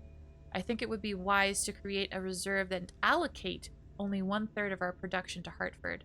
We will also provide a temperature-controlled storage area for this purpose. As for your more practical questions, please do not include the formulas I have been able to work out in your dealings. Mr. Underwood also feels that we need to keep them secret in order to keep the advantage in this agreement. We both feel that convincing them to send Tremere to Boston to perform the blood must be stabilization hiding tests somewhere would else. be a better alternative. As for the industrialized production of more than 400 units per week, I prefer to err on the side of caution. I am able to produce everything alone in my laboratory. Aiming for more at the start would require a move, and would surely get us noticed by our suppliers of raw materials. I hope to have provided you with the missing information for your discussions on this agreement, which, in addition to the giant step forward that'll make No, possible not for there. science, will Where are you, undoubtedly be Mr. the Teddy? dawn of a new Boston under your reign. Sincerely yours, Dr. Dunham. Richard must have had a breakthrough, if Hazel's They're interested doing in it. blood science. I do like all the plants. But are the plants fake?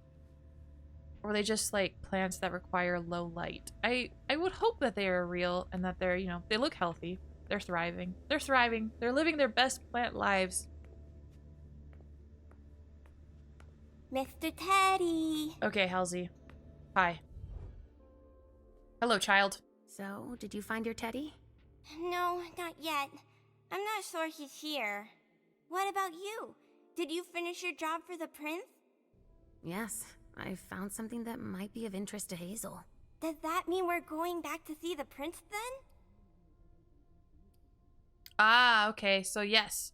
I'm pretty confident that I've explored most of the place. I can't get to the main floor, so I can't visit, I can't get a bite to eat, which is fine. I'm only at 2 hunger. It could be worse. Could be worse. So yeah, I'll say yeah, we can go. Let's go, Sugarfangs. I love the nickname for Sugar Fangs. It's so cute. Leisha. I'm all ears. Everything went all right. I knew I could count on you. Was Halsey a good girl? Yes, as usual. Good. Were you able to find anything interesting in Ms. Drury's apartments? Yes, there was intel she had gathered on the guests, including those from the Hartford Chantry. Anything about their regent? Deneb Osborne. Yes, he seems to be obsessed with memory magic. Interesting. I gave everything to Delsin. Thank you. I'll take a look at it later. Were you able to see or hear anything interesting? Okay, I went into Dejan's rooms. I saw MM and Journey at Jara's, or nothing else. All right, I definitely want to tell the prince that we went to Dejan's rooms. She wanted us to investigate the Primogen. Dejan is a Primogen, so I definitely want to pick that option. But chat, which option do you want to see first?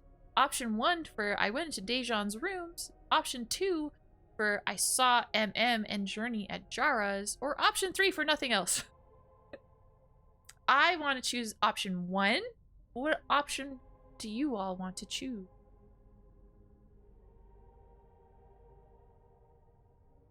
Ugh. I'm still kind of regretting revealing myself to Beryl. I feel like that was a bad move. It just sucks because in a game like this, like, I have that, like, itching curiosity. I'm so curious. I can't help myself. I just want to know. I want to know all of the things. Ah. All right, 1 and 1. All right, that's enough for me. Let's go. At Dijon's, I found a letter addressed to the Salem Chantry.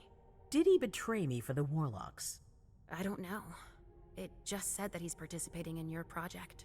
I'd also but like to point out that the prince's an agreement leg with Salem. is clipping into the table. I understand his recent illusions a little better now. I'm going to need to have a word with him. Go on. Okay. Now, we could tell the prince that we saw MM and Journey at Jara's, which I think will make the prince freak out, because the prince sent MM to retrieve Jara and come back to her, which she hasn't yet because they both decided to just eat. So it's an interesting thing, because obviously we could play it straight because I'm not sure Leisha has like a strong relationship with MM. Like, they're aware of each other. They know each other exists. But I don't know if Leisha would, stick her neck out for MM like that. I feel like Leisha might, reveal the truth and just like, this is what I saw.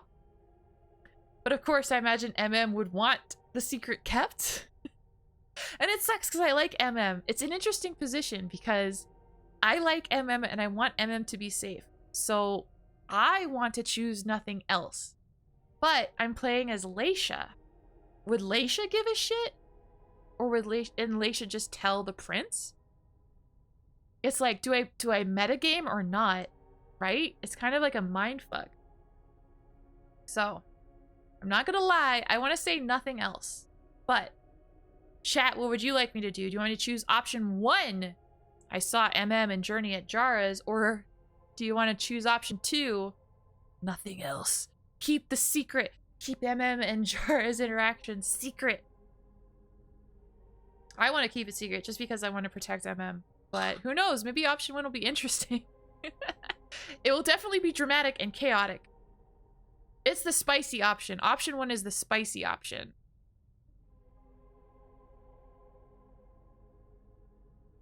And now that I say that, I'm like, oh shit.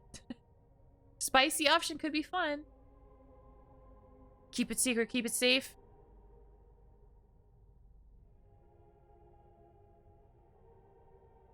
Yeah, keep that secret. Oh yeah, baby. Let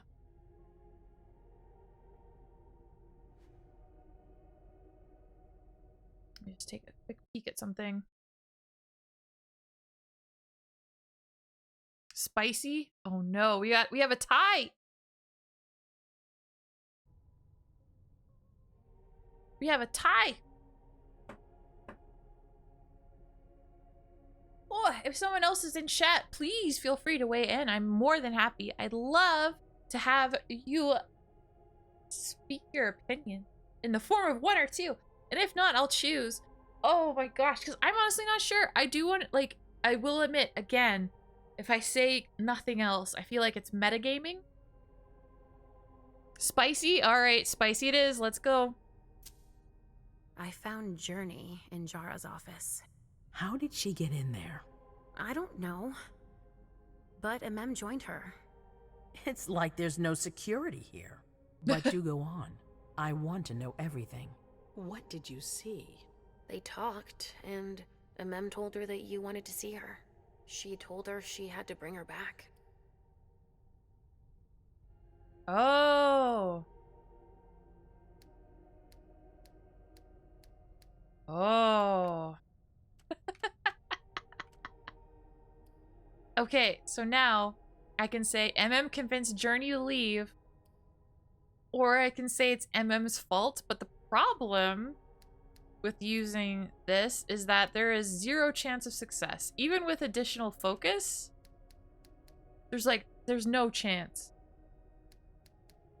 None. So there's only one option here. So I'm going to choose MM convinced Journey to leave. What do you think about that, Prince? Journey was planning on coming to see you. Then MM showed up. She was worried. She convinced her to run away. Oh. Do you want me to go get her? No, it's all right. I'll take care of it. Was there anything else? Interesting. What will that mean? All right.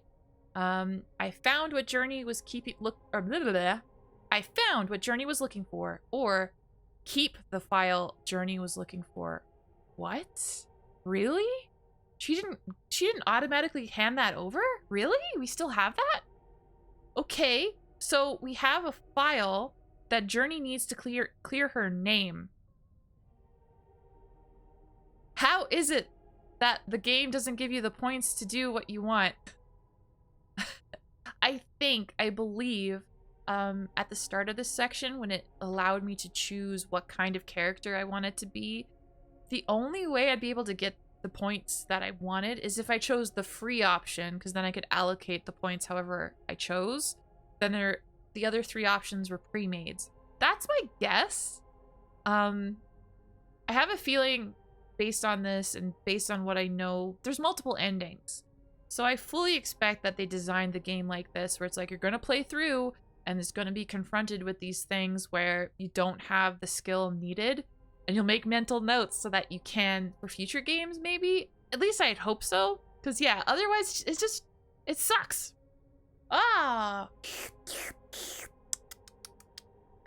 Refreshing. I love it. Okay. So yeah, I'm leaning towards 1 as well. We'll see. Because the only way I can see this being a bad thing is if the prince is trying to pull a fast one or something, takes the evidence and destroys it, and still calls a blood hunt on Journey. But we'll see. So far, I mean, Hazel seems like she has a really good head on her shoulders. She's being logical. So, yeah. And I mean, Leisha trusts her. She has no reason not to trust the prince. So, here we go. I found what Journey was looking for. Journey was going through Jara's desk. She was looking for a file. A record with proof of the precautions she'd taken in organizing this party. Did she find any? She didn't find it, but I did. That's perfect. More than I expected. Oh, I Give got it a to merciful Delson trait. On your way out. I'll take care of it. All right, nothing else. Wait, I want to look. I got a trait.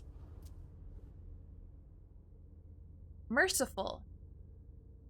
Don't let appearances deceive you. Journey was innocent, and Leisha helped prove it. Her ability to wield flattery has improved. Plus 10% success rate in rhetoric.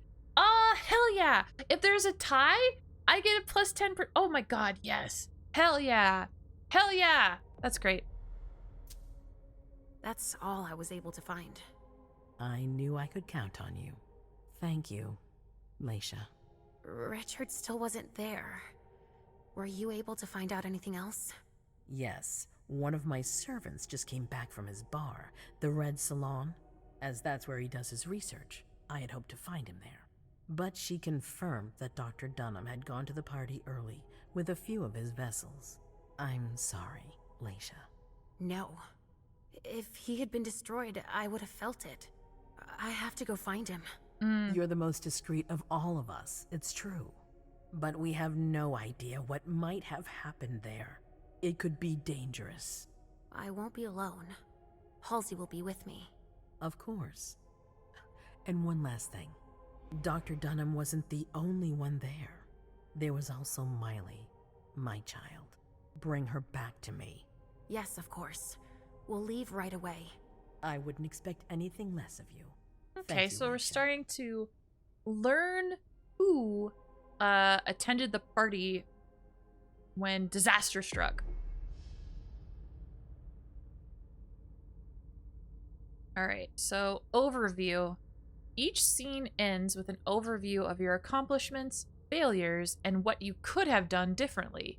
For each success, your character earns experience points. Oh, hell yeah, it's time for experience points, baby! Okay. Okay, so I got Merciful. That's awesome. My success. I mastered my power and spied on the conversation between MM and Journey. Hell yeah. You gave the prince the documents that would certainly clear Journey's name. Hell yeah. You decided to inform the prince about MM. I found a letter from Dejan Siaka confirming his preference for the Salem Chantry. And I told the prince about what was in Dejan Siaka's letter. So Swansong is a vampire clue? Got it. Alternative. I could have let the premonition... Oh, right. I could have let the premonition overtake me, and that would have been interesting. But I didn't. I could have discovered Beryl Underwood's preoccupations if I was better at frickin' talking, I guess. But no, that did not happen. I could have learned what was on Hill... I could have? I could have learned what was on Hilda... What? What? I couldn't even open the door. Did I have to break obfuscation and then go through the door and then obfuscate? What the... I wanted to keep that in mind. I didn't know. I tried. I walked against that door. It didn't give me any options. Dang. Dangarang. I got 60 experience though. That's so bomb. Come here. I know what you're gonna say. Go on. I'm listening. Oh shit, You MM. want to know why Journey isn't with me. I'll tell you why. Yes, please. I'm all ears. Oh shit, we got another big choice. All right. So MM can be honest. I told her to leave. Or MM can say, pretend you never found her. Oh my god, why does this game keep doing this to me? Because like option 2 is absolutely like a reasonable thing, right? Metagame is being... Yeah, right? Metagaming is to say, I told her to leave. But pretending, I feel, would be like the honest thing. Oh my gosh. Oh my gosh. In a way, this game is like, it's frustrating as a role player. Because as a role player, man, I hate metagaming. It's good in some situations for sure. For sure. But in situations like this, it's like, dang. Dang. But yeah, I told her to leave. That's the option I want to choose. Just be honest, because the prince knows. If you say you never found her, you're gonna fuck up. Alright, here we go. I told her to leave. I was afraid for her. I convinced her to flee. I was afraid she'd be held responsible for tonight. I didn't want to take any risks. And you're just confessing like that? To my face? Do you realize what you've done? I'm seeing to things myself. Go in the next room and await your new orders. Okay, hold on. She got a trait for that. When you're just admitting it to my face? What the shit? Oh my gosh, okay. A sin confessed. It would not have been wise for MM to lie to the prince to protect Journey. She will find it easier to deal with those in power. It was a good thing. It was a good thing to confess. We have a plus 10% success rate in the rhetoric tie. So both Leisha and MM have the same trait now. This is what happens when you play multiple sheets. Characters. You're right. Oh, and MM gets experience too. Oh, shit. She gets 75. Amazing. Okay, so MM convinced Journey to disobey the prince and flee. MM spied on a conversation about Journey. She was able to retrace Journey's steps before she left. And she took responsibility for having disobeyed the prince. And she got the resonance bonus boosting her celerity, which is like fast movement. Celerity is an awesome discipline. Yeah, the first one is bad. Put in your place, there's nothing I could do to avoid that. Like, that was like a tutorial thing that was just thrust upon me, and I have it now. Anyway. Alternative. I could have lied to the prince. And that's it. Great. Great. Now it's time to play the third character in our story. Caleb Bazary. Amazing. The eternal protector. Mortal kings had their lackeys. The princes of Boston have Caleb. While rulers come and go, Caleb remains, and his presence tonight is not reassuring. Okay. So for MM, I chose Investigator. For Leisha, I chose Jack of all trades. So for Caleb, just to be different, I'm leaning toward Veteran. Veteran is a profile that focuses on dialogue skills and the physical attribute. It allows you to use the character's aura in conversations. This could be interesting. Let's try it. Okay, so physical 2, social 1, mental 2. Oh shit, rhetoric. He'll have rhetoric. Oh my gosh, look at this. Wait, what am I doing? He has an education. Finally! Education! It's mine. I have 5 available experience, but I can't afford shit. Can't afford anything. Okay, so Fortitude, it looks like he's got Walls of the Mind, which is a dialogue power, and durability. Why do you have 4? He has Sense the Unseen, and Presence, and Dominate. Interesting. Okay, yeah, I'm okay with this. Let's go!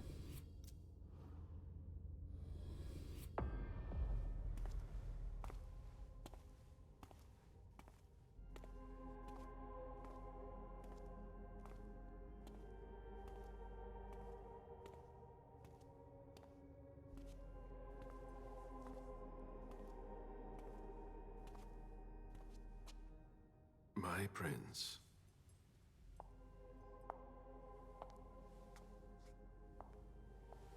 Delson. Bazori. It seems that the Camarilla is in danger. I am at your disposal.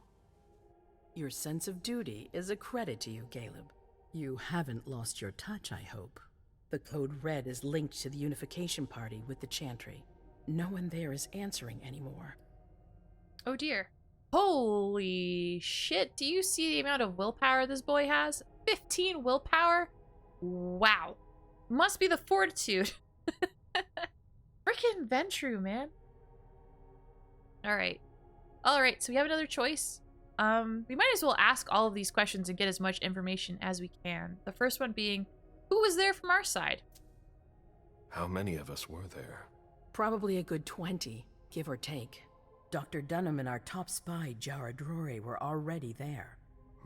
We might have lost 2 members of the Primogen. That's no good. No good at all. All right, any word from Hartford? What about Hartford?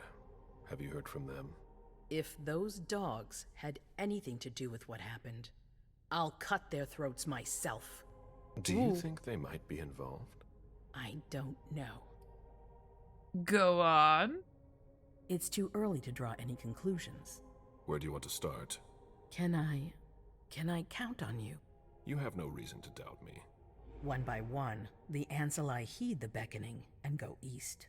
You're the eldest in the city now. Don't do this to me. Not now. I would be very grateful to you. And Fang. How may I be of service? Go and see Caius with Jara gone. He's in charge of security. He may have learned something. You can count on me. You have my absolute confidence, Caleb.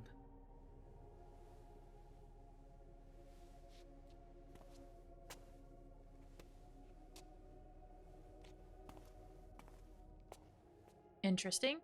Okay. Nice shoes.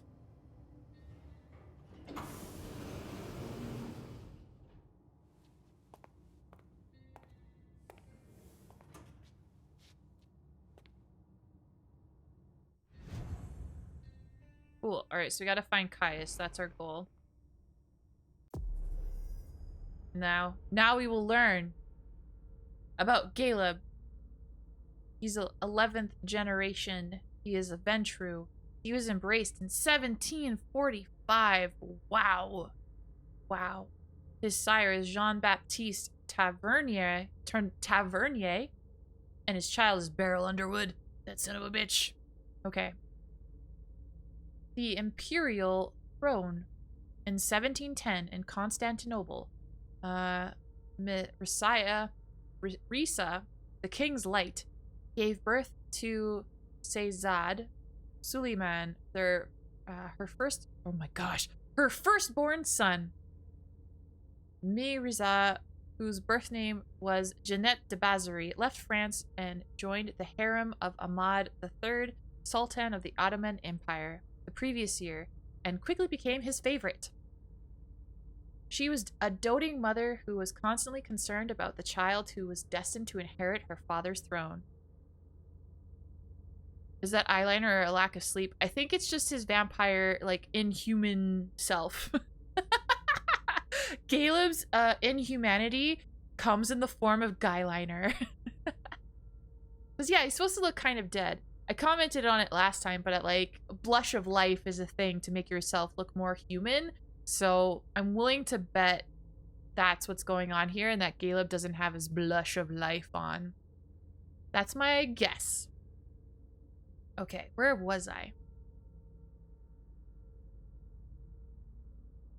Alright, Suleiman, for his part, was given an excellent education and learned about courtly life with his younger brother, Seyzade Mustafa. The two brothers had very different personalities. While Suleiman was quiet, stubborn, and adventurous, Mustafa was more versatile and fearful. The Fall. In 1730, their father, Ahmed III, became unpopular, and the Janissaries revolted against him and forced him to abdicate in favor of his nephew. From that moment on, the seething Suleiman began plotting revenge in the long term to restore his father to the throne. Although he was aware of the problems this would cause, he felt that the only thing to do was to put the rightful ruler back on his throne. His mother, having heard of this, made him promise to give up his plan and disappear before the Janissaries could kill him. She convinced him to leave for the west by faking his death. Suleiman secretly set sail one night in 1732. Mirissa died a few weeks later out of grief over the loss of her son. It was said, however, the truth was quite different. Having caught wind of her betrayal, the Janissaries murdered her. Oh, okay then. New life. The boat that belonged to Jeannette de Bazarie's family took Suleiman to the port of Antwerp where, in homage to his mother, he called himself Caleb Bazari. He was adopted by a family of diamond merchants who traded between Europe and the New World. whose newfound fortune grew rapidly. Under their guidance, Caleb sailed the oceans in search of new business ventures. He honed his knowledge of astronomy and mathematics, forged relationships around the globe, and used the opportunity to weave an impressive web of influence. His business dealings brought him into contact with aristocrats, whose conventions he mastered, as well as with drunken sailors who he learned to manage. Out of necessity, he became a leader. His natural authority and his ability to adapt won him respect. Little by little, his life on the deck of the ship became his only source of pleasure. He never set foot in his native land again. It was through sailors that he learned of his mother's death, followed by that of his father, and finally his brother Mustafa III's ascension to the throne. A throne that could have been his, a family that he could have saved. No matter how far he sailed, these thoughts were always with him. The embrace. During a stop in Cadiz in 1740, he met Jean-Baptiste Tavernier, a renowned French explorer and merchant who had supposedly died in Moscow in 1689. In reality, he was a venture seeking to expand his control of the diamond trade at all costs. The collaboration between the two men proves to be fruitful, even beyond Tavernier's expectations. Bazary's effectiveness for his discretion delighted him. In the space of a few years, their professional dealings were enriched by secrets, and the young sailor saw in his mentor the father figure that he had never really had. One calm night, after a particularly turbulent Atlantic crossing, Caleb opened up to Tavernier about a bit more and told him about his background. Tavernier understood and appealed to him about this young sailor, his nobility, which, although hidden, naturally emanated from him. That's it.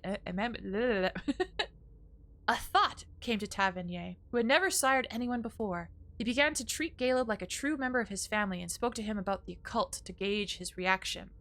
Then came to the thorny issue of revealing his true nature. Tavernier portrayed the embrace as a gift. It didn't take much to convince the young sailor of the value of agelessness. Caleb accepted. His embrace was painful and bitter. It took him several days to be able to tolerate the beast that would now gnaw at him for all eternity. Tavernier attempted to focus his child's anger on the revenge he would get against those who had deprived him of his throne, but Caleb did not see things that way. His thirst for justice was replaced by a disgust for humankind and a growing disinterest in their affairs. He now wished to rise above the kine, to use his eternity for previously impossible purposes.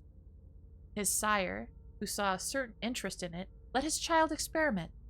Caleb spent half a century roaming the 7 seas of the globe, getting rich by acquiring diamond mines and trading companies. He toyed with the laws of men, but scrupulously respected the principles that Tavernier had instilled in him. The mutually beneficial and balanced relationship continued until the early 19th century. Oh my gosh, his backstory is like the most intense so far. Like, there's a lot.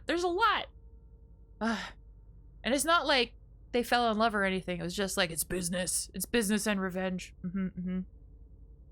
A hunter's instincts.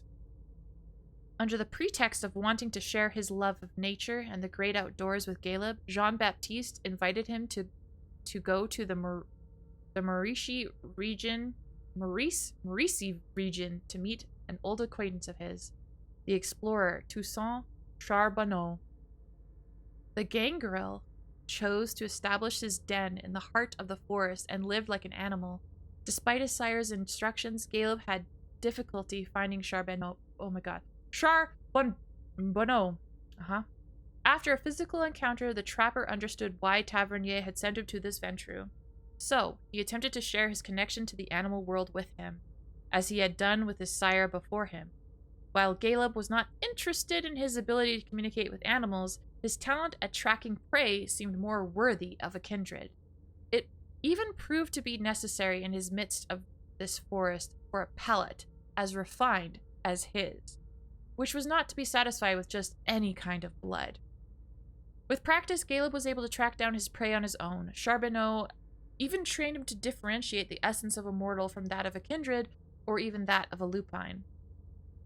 The onset of the winter season forced the men to part ways. Charbonneau heading back to the Pacific, Basari returning to the civilization with a new skill, although he would never reveal this to his sire. He was thankful to him for having given him this opportunity. Holy shit. Settling down in Boston.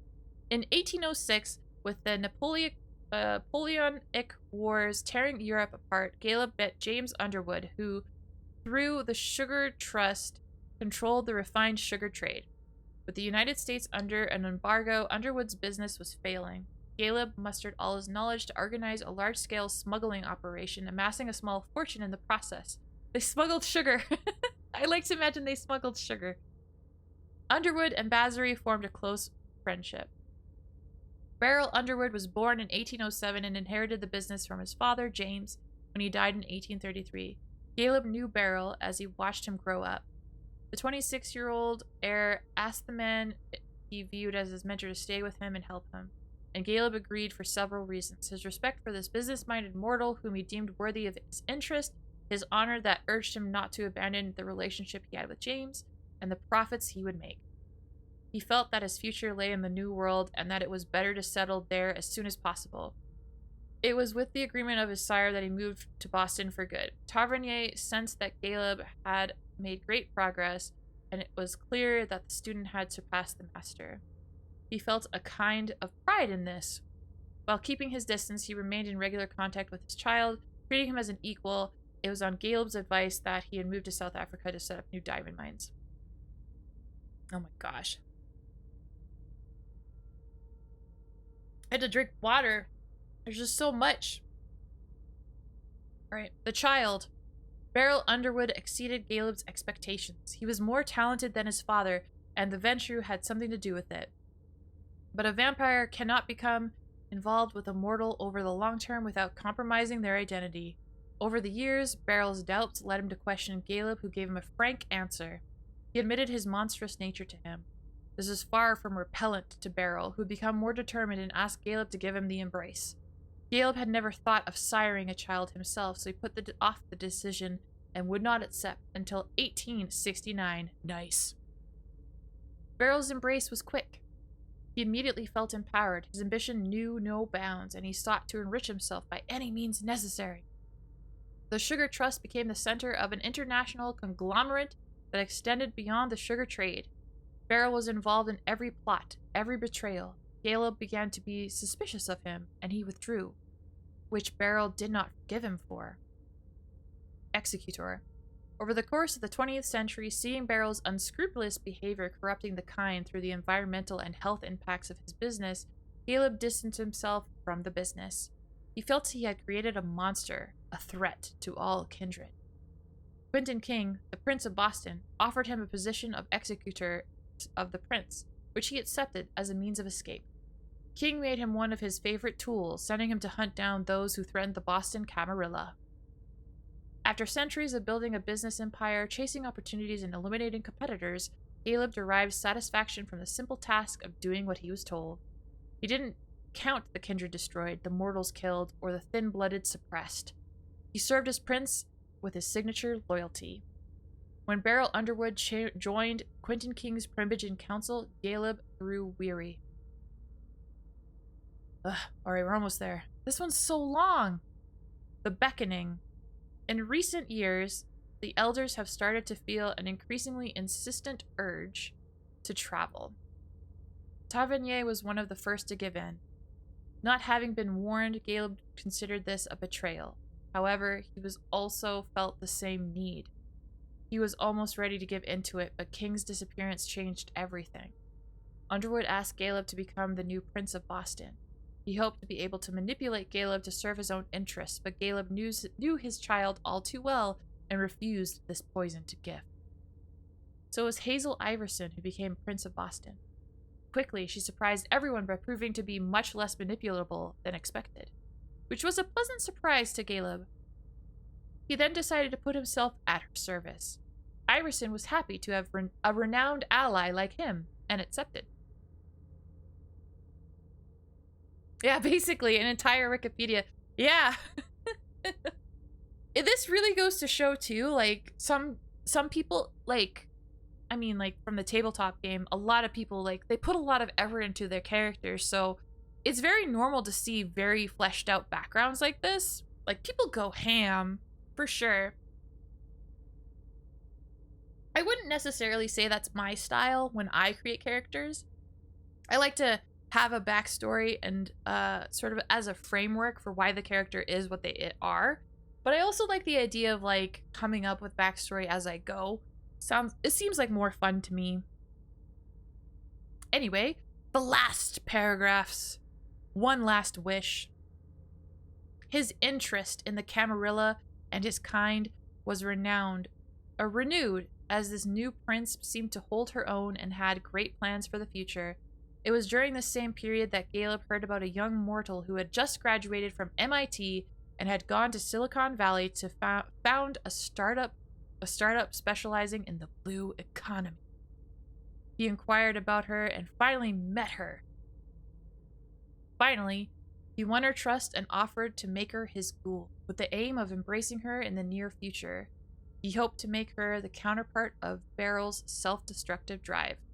However, Hazel Iverson did not subscribe to the same policy as Quentin King and would not grant the right to sire so easily. She even saw it as a way to maintain control over her precious Caleb, who was forced to wait. Consumed by the beckoning, he could no longer bring himself to leave without having repaired what he considered to be his greatest mistake. You like to have a skeleton of a story and have the DM add the blanks? Mm-hmm. I like that too. I like collaboration because that's how I feel like a tabletop a game should go. I mean, like I said, some people like to flesh out their characters and that's not a bad thing at all. That's awesome.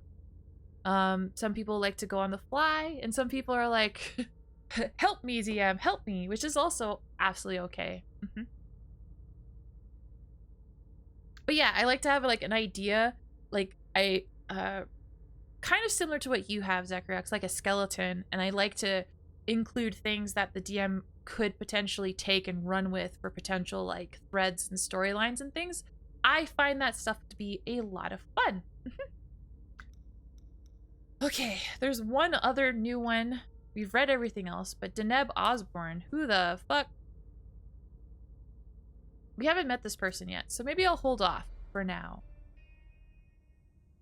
Because I just read a lot. Like, Jesus fuck, it was a lot. Mr. Underwood, I'm sorry, but my instructions are clear. You little shit. Oh. I'm just following orders. You have no idea what's at stake.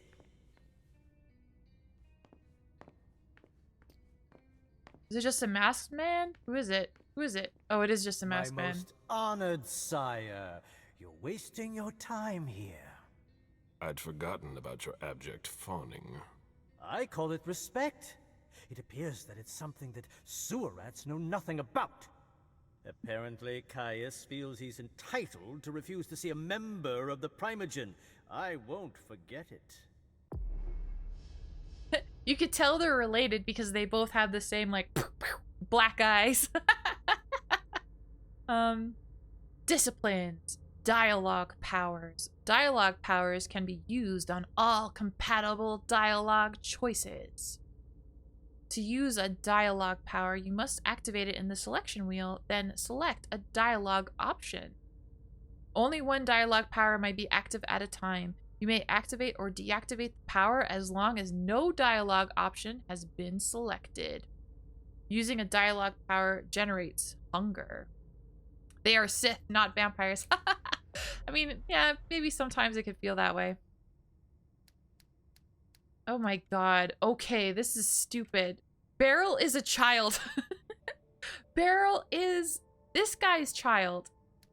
And if I use 4 points of willpower for a total of 5, I only have a 25% success rate if I use rhetoric. And I can't even select the second option. What is with this game?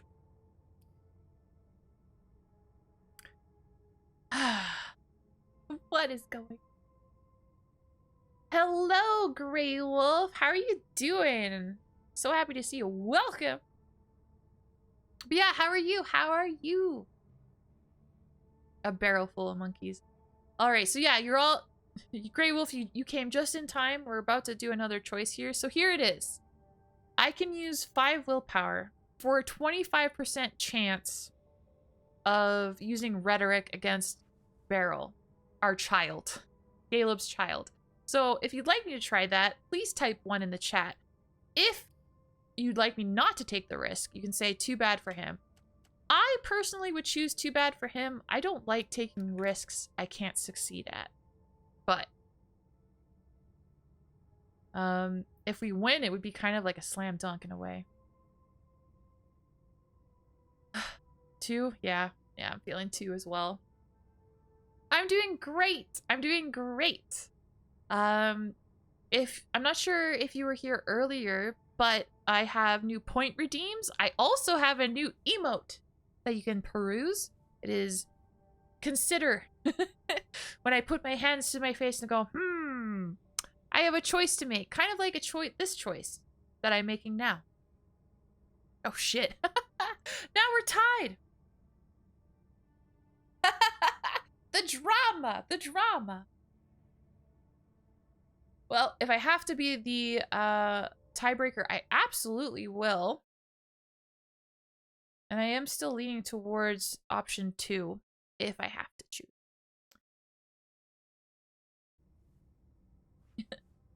Yay! I hope you like the new one. I'm working on the other one. I'm still working on other ones right now. It's interesting because, yeah, if I work on emotes, that's great. And then I kind of fall behind on shorts. But it is what it is. Okay. Floating head, you got it. All right, so yeah, once I finish switching over to floating head, I'll break the tie unless someone in chat votes right now. Vote. Cast your vote. Option 1, to risk it for the biscuit and say member of the Primogen. Here, how strange. How odd. Or option 2, too bad for him. Too bad, so sad. Too bad. That's too bad. You like it? Oh, good. I'm glad.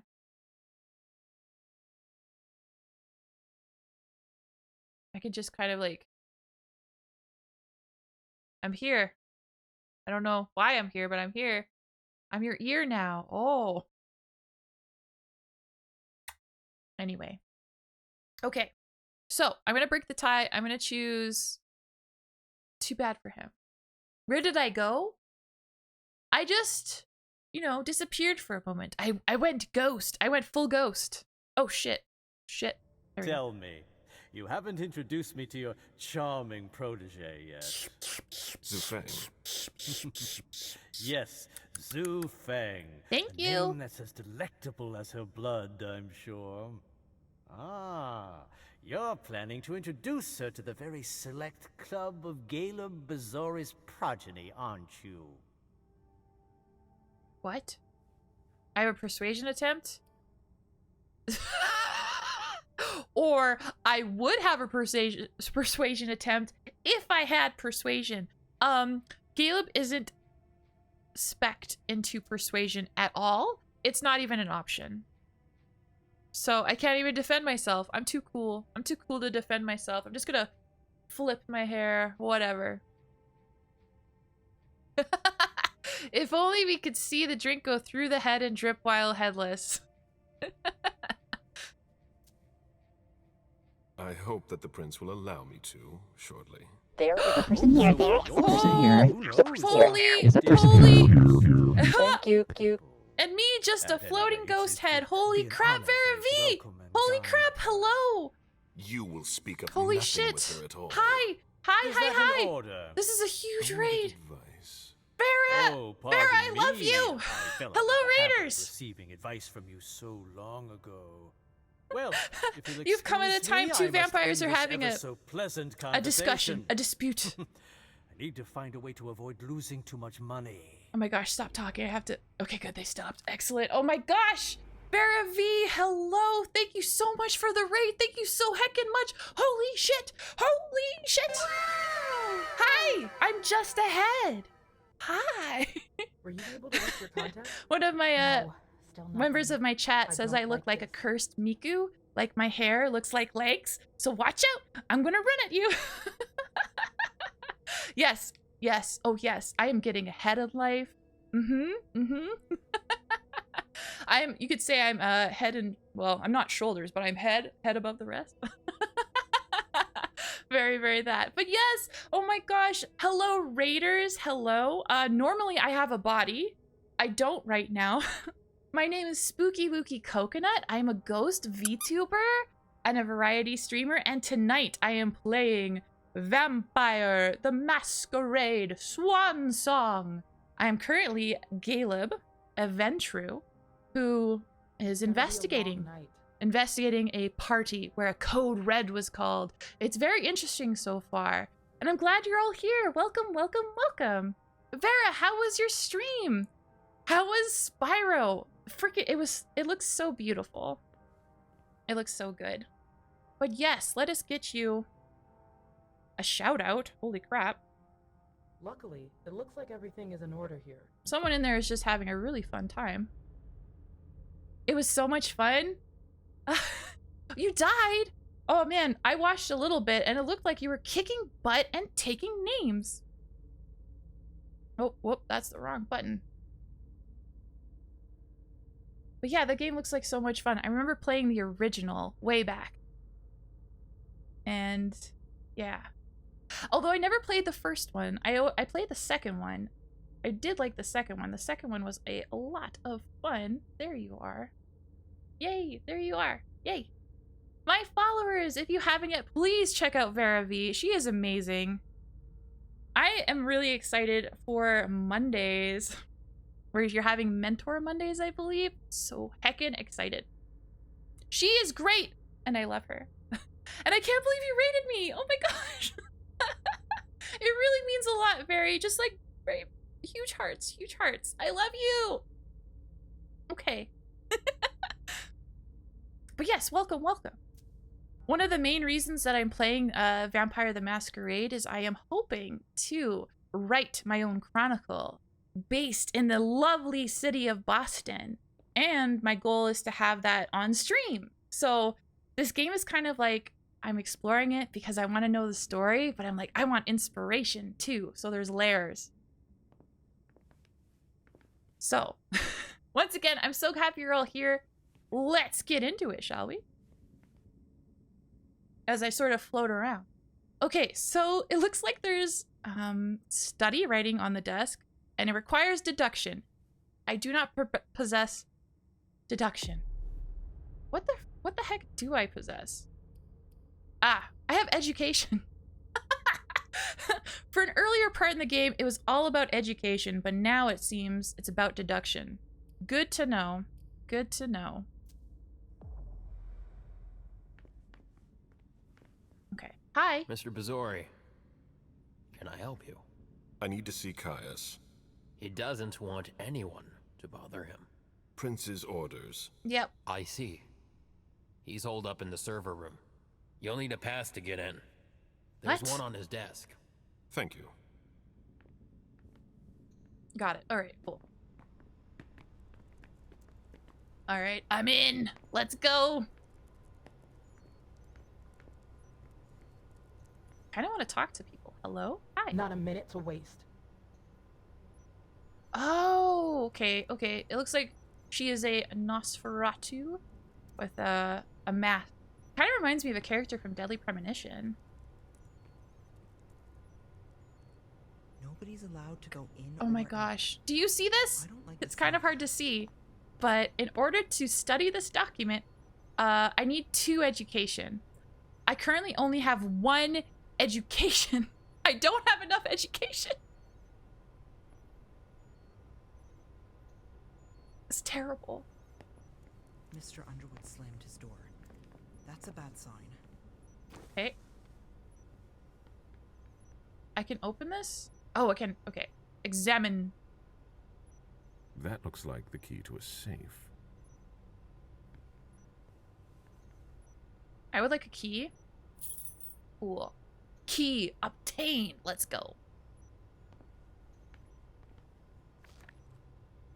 10-year report on mortal evolution and environmental degradation. Pollution and environmental degradation are some of the major problems currently plaguing the planet. These scourges are caused by a variety of factors that adversely impact the basic functions of the ecosystem and thus the sustainability of all life, resources, and mortal existence. These environmental problems, especially global warming, are currently very worrying for the future of the planet and consequently on the maintenance at a satisfactory qualitative As expected. level Nobody's of our answering blood there supply. either. Several phenomena are responsible for the degradation and pollution of the environment. Overpopulation. It presents a danger for the environment because the increase of the population requires more buildings, more Were you food, able to reach your which contact? involves No, deforestation still as nothing. well I don't as an like this. overexploitation and a pollution of the land. Production of polluting waste. The detritus and waste produced by humans are a major cause of environmental degradation. It comes from an intensive and unreasonable production of chemical products. This waste from industrial activities, factories, and hospitals is a source of toxic emissions. Large-scale production is also a threat to the environment because it leads to air, water, and soil pollution and has direct effects on human, animal, and plant health. Got it. Okay. All right, that is a room. I will go in that room shortly. Mr. Bazori, I need to focus. All right, fine. I'll leave you alone. We got data on a TV. There's lots of data in this room.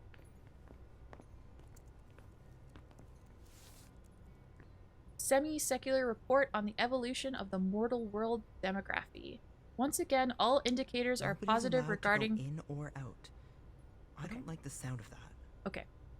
Are positive regarding the global population. It has doubled since the last census, which is a major bright spot. However, it should be noted that this concerns mainly the legalopolises. Lopolises? Thank you. This is something to be monitored or even reversed by the end of the millennium. We also Nothing report new on another the police important scanners. issue that needs to be They're closely always one observed. step behind. The Keep it quality up. of mortals, which is starting to decline, despite the trend toward organic natural consumption that we have encouraged recently. The social and economic imbalances do not allow us to reverse the tendency of the decline in quality of our mortals.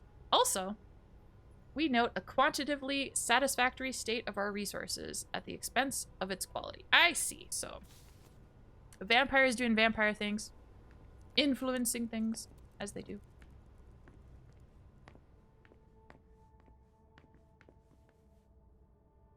A server room. Ah, shit. I don't have access. I want access. Interview room. Okay, Mr. well. Underwood slammed his door. That's a bad sign.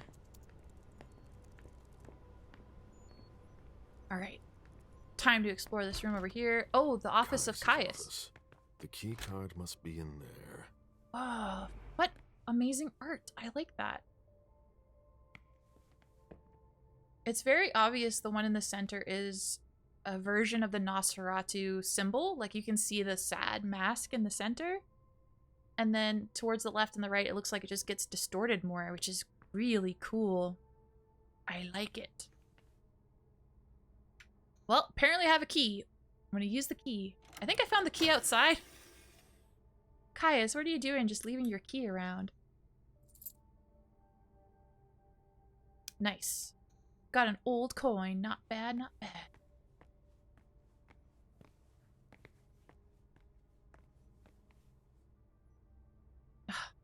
This is terrible. I was so excited about having an education stat, and now I need 2. I need 2 points of education. Come on.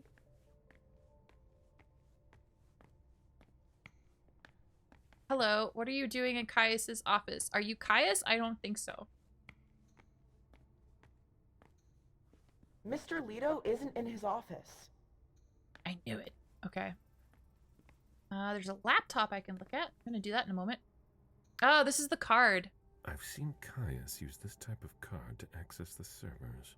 Ah, with this, I can access the server room. Ah, hell yeah. Let's go, let's go. But not before looking at this. Oh. Well, if I had technology, I could hack this, but I'll consult it. Oh my god. Okay. I do not have a security code. Security has yet. been increased to the maximum. I've never seen anything like it. I might be able to find it, so that'd be cool. I'm gonna keep my eyes open for that. There's a lot of sticky notes. Can I read these? Oh, I can! Oh my gosh, check that out. It says, warning, box batteries. Check the parking barrier. Meeting with Smith, 5 p.m. Check level 8. I think it says check level 8 twice. What's on level 8? Will we ever know?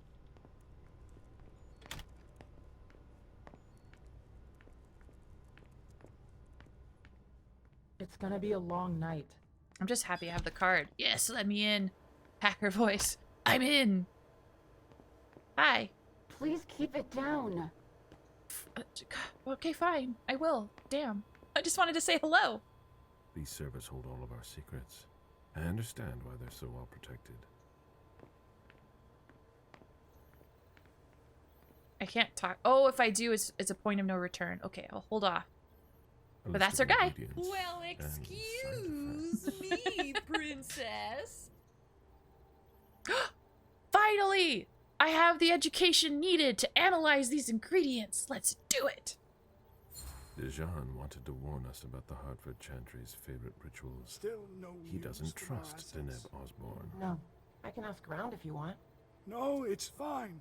Dejan wanted to warn us about the Hartford Chantry's favorite rituals. He doesn't trust Deneb Osborne. Wow, this section of the game has a lot of hacking, and I'm really sad I didn't give my There's character no room for error. any hacking skills.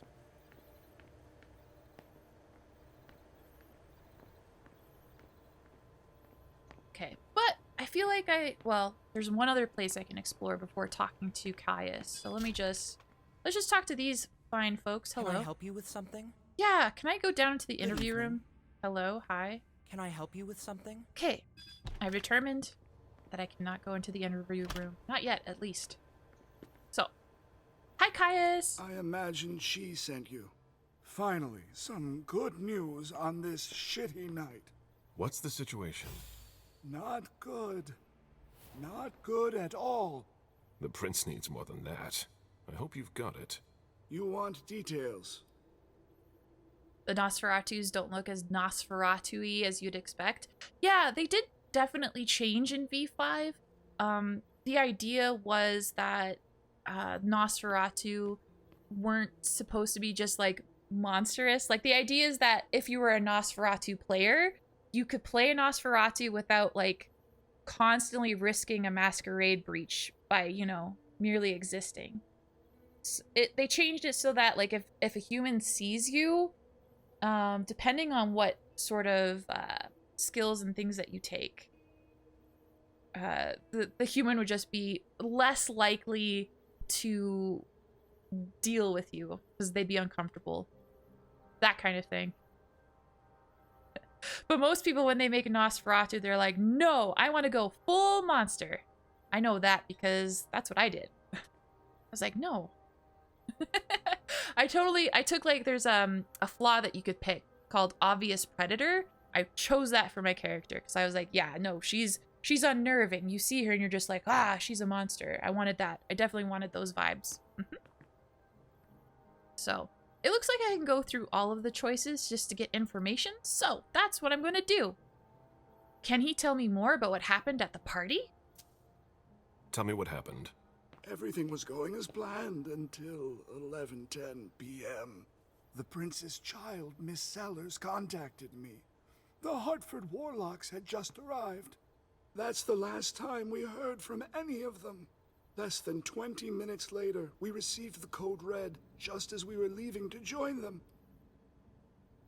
Who issued the code red? Who sounded the alert? A man named Wu. Ever heard of him? A retainer. One of Jason Moore's bodyguards. Moore? The asset manager? What was he doing at the unification party? Thank you for the hydrate. hydrate. He was supposed to answer technical questions about the financial viability of the agreement. Moore is good at hiding our kind trafficking. He's one of them, after all. Who received the message here? And you're the one who received the code red, personally. It arrived directly here. It's authentic. I verified it. Okay. All right. Let's get to the point. Anything that could be of interest to the prince? I'm working on it. Jara Drury is the expert, not me. If only she was here. Is he keeping an eye on the Anarchs? Any movement with the Anarchs? As usual, they're keeping their distance. You know it's always a pain in the ass to locate them. I see. Did the Chantry contact us recently? Any word from Hartford? Do you think it's them? It would be ill-fated. I knew we should never have trusted those damn warlocks. Any news from Jara? Any sign of Jara? Nothing at all. And that's not good. According to the protocol, she should have been there early. If they got hit, she would have been first in line. Go on. There's one thing we haven't considered. The Crimson Oaks. Oh my gosh. All right, we have a choice now. We have a choice, chat. Okay, so you can vote by entering 1 or 2 in the chat. 1 to vote for I've heard of them using our education skill, or 2 to say who? Who? For me, I definitely want to pick option 1 because I have not been able to use my education skill very much. So that's the one I want to choose. But chat, let your voice be heard. Vote 1 or 2. Let's go. What would you like to do? I'll wait like a minute and then we will pick a choice and get this train, you know, keep it rolling. Keep it rolling. Option 1, Veravi? Oh yeah. Oh hell yeah. Make sure I have it selected again. Yeah. Wait just a few more seconds. Jantax with 1.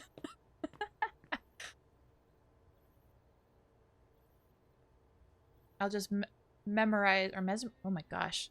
I've been reading so much tonight. My tongue feels very tongue-tied. More than usual, which is a shame. Especially with Caleb's backstory. He has a very rich backstory. A very, very, a backstory befitting a Ventru through and through. Very that. But okay, yeah. That's enough 1s for me, so let's go! Let's use our power of education. I've heard of them. They were behind the Quincy Market attack, weren't they? I don't have any proof. We just caught a thin blood who wanted to trap the prince, and who told us about them. Apparently they're new in town, but Miss Drury thinks he's giving us the runaround. Did you look into it? I tried, but I didn't have the resources to discover anything else. Leave no stone unturned.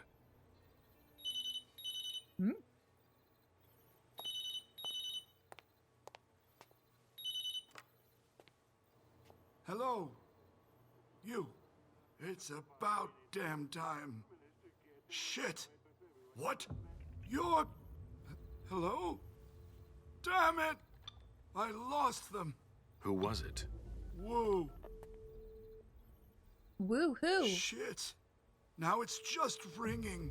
What did he say? The party was indeed attacked. Apparently it was a real bloodbath. Uh-oh. He and James had just enough time to get more out. They're stopping by his place to pick up some sensitive documents. And then what? Are they coming here? I don't know. We got cut off. Call him back. I'll inform Hazel. That's bad. So far we know Jara was at the party. We know This is a critical moment for us. I have summoned you here tonight to organize our reaction to an imminent threat. What threat exactly? We've got no reason yet to Call think... her off again and I'll slit your throat. Whoa, look at his nails! Oh, excuse me? Careful, Hazel. He's got claws for days. Speak to me like that. Enough! I command you to be silent and listen to me. Oh, so that's how it is. That's enough, Beryl. Yes, it's come to this. You would do well to listen to your sire. We have just been attacked. This is not a time for childish displays of discontent. Caleb, the code red was sent by Wu. Go to Moore's and find out what's going on. As you wish. And bring Moore back to me. He was supposed to be at the party. I don't understand why he's the only one who was able to call us. I would like to speak to him very much. Consider it done. I trust you. He might be involved in this, so gather any documents you can find there that could tie us to him. Very well. Delson, see if you can get Caius to find us a new middleman in the cane business. Delson is like my manage our favorite. interests. I don't want to take any chances. Then, I want you to talk to everyone. Somebody must have seen or heard something. His facial expressions are everything. Make sure all our defenses are in place. Yes, Hazel. Yeah, Dejan's child was also at the party. We'll go to the old Jefferson Library. What's there? That's where the Hartford Chantry calls home here. I gave them the building so they could have a base in Boston. I demand to take her place. Request denied. What game are you playing, Hazel? It's a suicide mission. It's all right. I got this. I'm not made of sugar. She's not ready for this kind of mission. I should go with her, at the very least. No, you will remain here. And Mem goes alone. Why don't you send Dejan instead? Enough, Hilda. Dejan has work to do elsewhere, and I don't need to explain myself. Hilda's like, don't send my child. If anything happens to her, I'll... Nothing, Hilda. You'll do nothing. It's high time you learned to trust her. Which one of us are you planning to send to the party? She's already left. What? Who? I sent Leisha. Are you serious? A few hours ago, she was snoozing behind locked doors in a psych ward. You're playing a dangerous game, Hazel.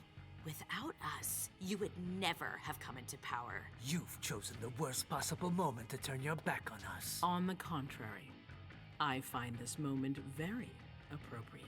I am the Prince of Boston, and you are the Primogen. I owe you nothing.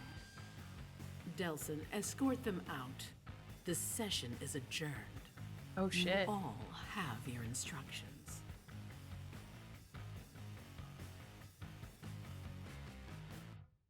Yeah, Hazel, yeah.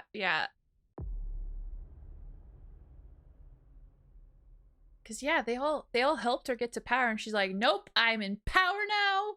You answer to me. I pick and choose what to tell you because, I mean, that's what princes do. Gotta respect that. All right, so we got the overview. Is this for Caleb? Wow. Maybe because his session was so short. I got 0 experience. Wow. I could have learned more about Caius Leto's investigation. I could have learned why Beryl Underwood was there. Chatterbox, minus 10% success rate in intimidation. Well, that sucks. Okay, cool. All right, cool. Let's keep it moving. Oh, level selection. Oh, yes, let's do this. Oh, right, okay. Hey, I think this is another great opportunity for you, chat, to weigh in. Let's see. So, we can choose MM Lewis to play. I think it looks like the level is called Unknown. After the code red was issued, Hazel Iverson, the Prince of Boston, mobilized all her resources to try and understand the situation and assess the extent of the danger. The unification agreement is in danger, faced with mounting doubt and suspicion from both sides. MM must meet with Deneb Osborne to clarify the situation and ensure that the alliance still stands. We can choose to play as Caleb Bazary. His level is called Moore's Apartment. After the code red was issued, Hazel Iverson, the Prince of Boston, mobilized all our resources. Oh my gosh, does it just say the same thing? Okay, it's just the first paragraph that's the same. Great, good to know. All contact with the individual who issued the alert has been lost. Caleb must go to Jason Moore's home to find out what has happened and bring Moore back to the prince. Or we can play as Leisha. Looks like her level is called Loft. The prince allows Leisha to go to the scene of the party to investigate. Leisha hopes to find her psychiatrist, Richard Dunham, and Miley, the prince's child, at the scene. So, it looks like Zechariah has already voted, wants to play Caleb, but yeah, chat. If you want me to play MM, let's go 1. So type 1 in the chat. For Caleb, type 2. Or for Leisha, type 3. So 1 for MM, 2 for Caleb, 3 for Leisha. I will let you all commiserate and make your decision while I momentarily go ghost and retrieve my body. Boop. Just need my body back. Because the timer has run out. It's time to get my body back. Oh, yes. Oh, yes. Boop. Hi. I'm back. Go Caleb, we hardly had time. That's true. That's true. We only played with him a little bit, then suddenly, boop. The level ended, so that's fair. Yep, that's absolutely fair. So, let us play Caleb Bazary and explore Moore's apartment. Hello? Oh, I guess you have to press and hold. It's like, are you sure? Are you really sure? Super sure? Okay. As long as you're sure.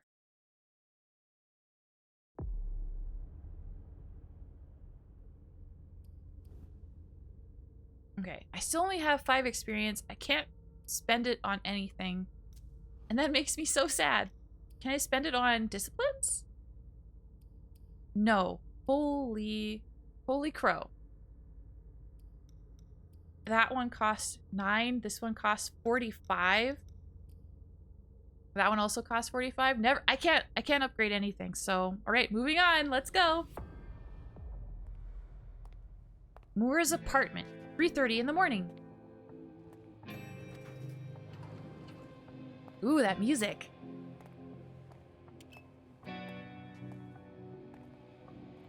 Nice badge. Oh, this? This old thing? Keep an eye on the elevator. I'm gonna go wait for forensics. Okay. Ah. Oh, excuse me. We used some of our domination, I think. It's our badge now. Message from the sheriff.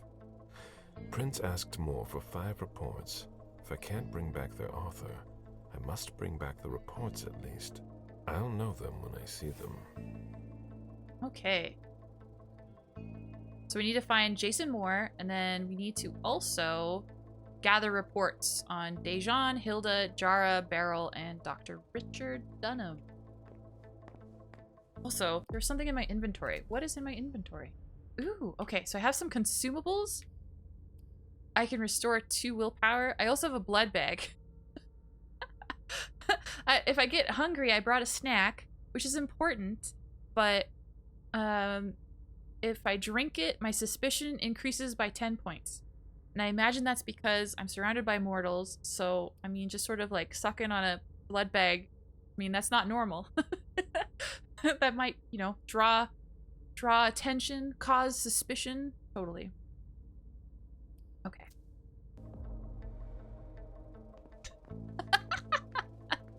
Jesus Christ, is Jason born? Not really.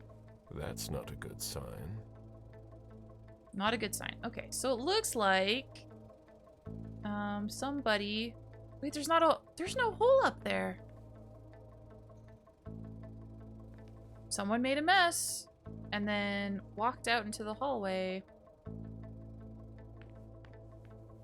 I thought maybe they were up top and they jumped down, but there's no vent up there. No nothing. Alright, officer, give me the skinny. What's going on? Special Agent Smith. The FBI! Finally, some backup. Lieutenant's expecting you. Straight ahead. Watch out for the bloodstains. Forensics hasn't been through here yet. Got it.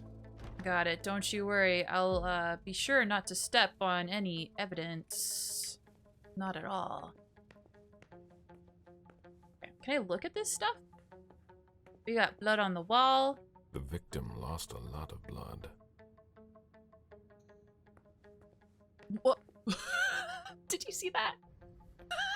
What's going on? Yeah, I'm still looking.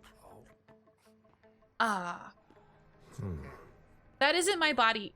When I was a floating head, that's not my body. Oh man. Now, that is not a way to get ahead in life, okay, everyone? Take note. Take note.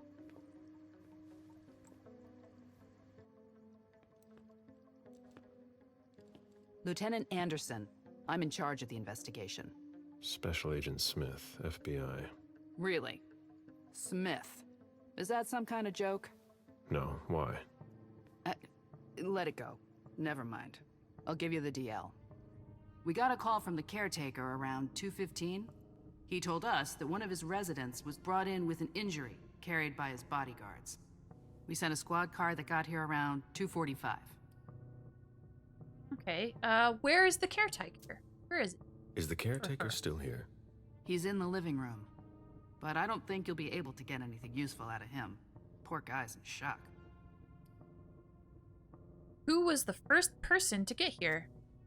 Who was the first person on the scene? Yeah. That would be Baker. He's somewhere around here. It shouldn't be hard to find him. Okay. Okay, then what? When they stepped inside, the guys came face to face with that. Do we know who the victim is? Yeah, he had his ID on him.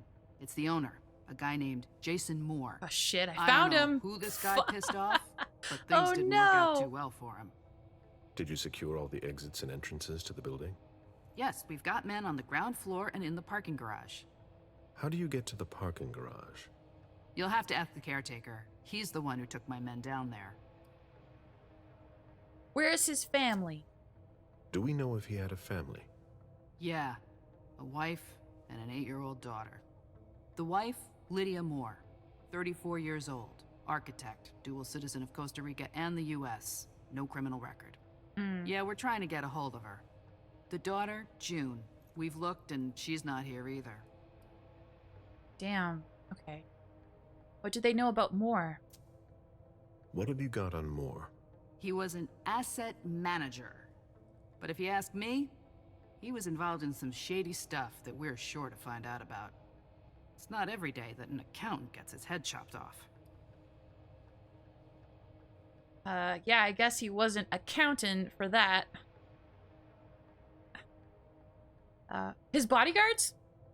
Where are the bodyguards? We haven't found anyone yet. Alright, let's move on. Go on.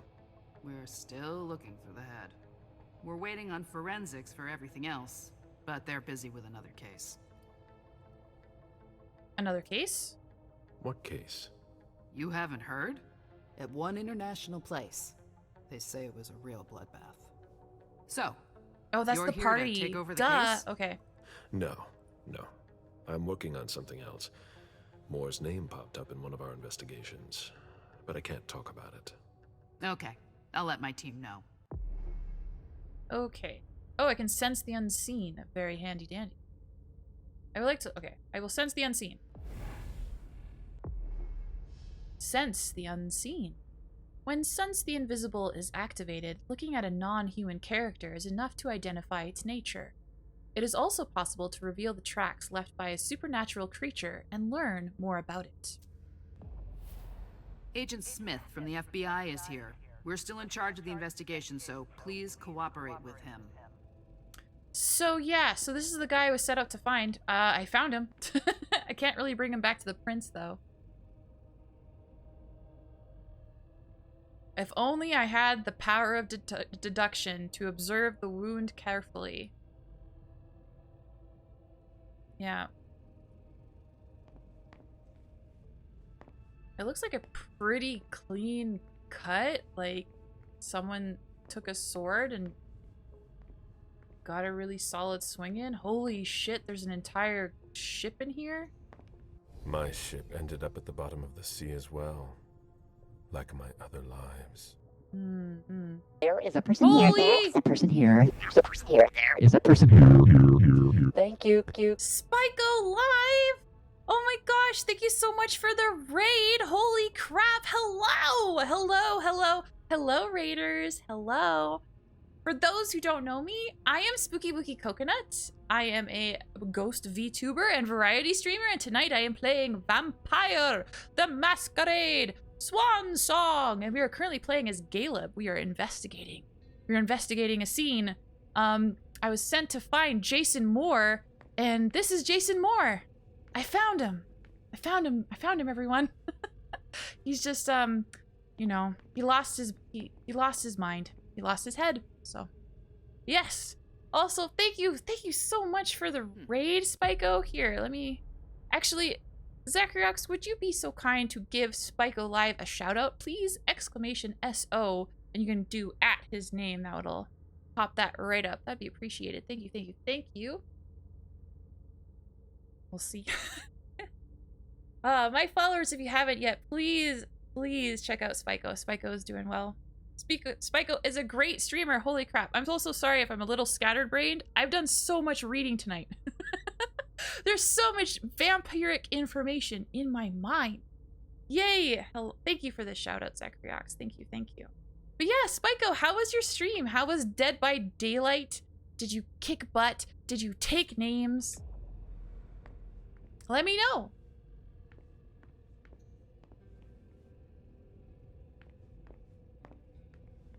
Okay. I have to do more investigation. I currently have Sense the Unseen on. This looks like drugs and an ID. There's an ID. Sense Aura. Well, I definitely want to, but if I do that, my hunger will go up by 2. So I definitely want to do that though. The killers got our booty multiple times. We survived a lot, but more commonly we died a lot. Sounds about right. That sounds like my experience with Dead by Daylight. Hi. Sorry, I'm busy. Okay, bye. Fine. See, look, there's all these weapons. Like this sword here could totally lop off a head. Totally do it. I solved the case. This sort of formal decor might impress Boston high society, but not me. Oh my goodness, Zacharyox. When Moore was told to give head, I think there was a misunderstanding. Oh my gosh. Hey Jason, how's your head? I hear there's a lot of complaints, but bum. Interesting.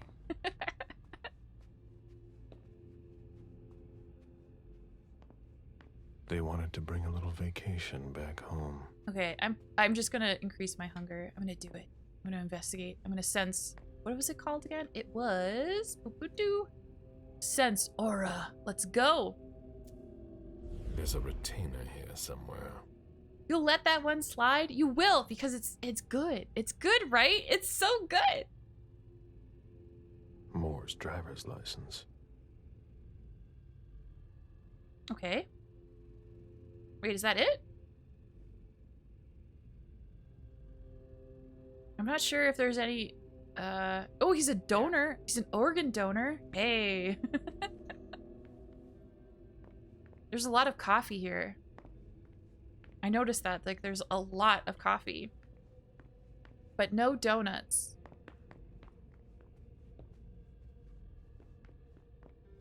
The apartment has changed since my last visit. This place is huge. Okay. There's just a lot. There's so much. Okay, I'm gonna go in here. Because there's blood. Okay, looks like it might have gone upstairs. Well, let's talk to these folks.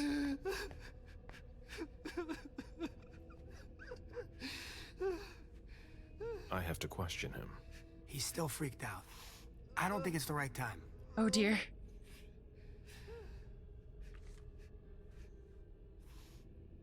if you don't mind my asking, have I seen a certain thing about a certain Minecraft server? I don't think so. Did I miss something? Usually, if I'm not directly told, He's still freaked out. yeah. I don't think it's the right time. What? I don't think I have seen a certain thing. What certain thing? Huh? Boston Police, District D4. Oh. Ranger Commander, thank you so much for the follow. Welcome to the haunt. Welcome to the community. So glad to have you. And I really appreciate the follow because now I believe we are only 18 away from 200. And that's amazing. So yes, thank you, thank you, thank you. All right, so C-cut, partibus, sit, deuce, yeah. Nobis, First in the Nation, Notebook, Officer Tyler Hale. Ethan Adams, 60, concierge / butler. Good relations with the Moors. Present at the scene. Sure thing. Moore came back around 2 a.m. Tonight. What? Shut up, officer. I'm reading something. Gosh. Moore came back around 2 a.m. wounded with bodyguards. Need more info, but Mr. Adams was in a state of shock. Feels guilty. Thinks he could have done more. Loyal, professional, friendly, old school, meticulous, educated.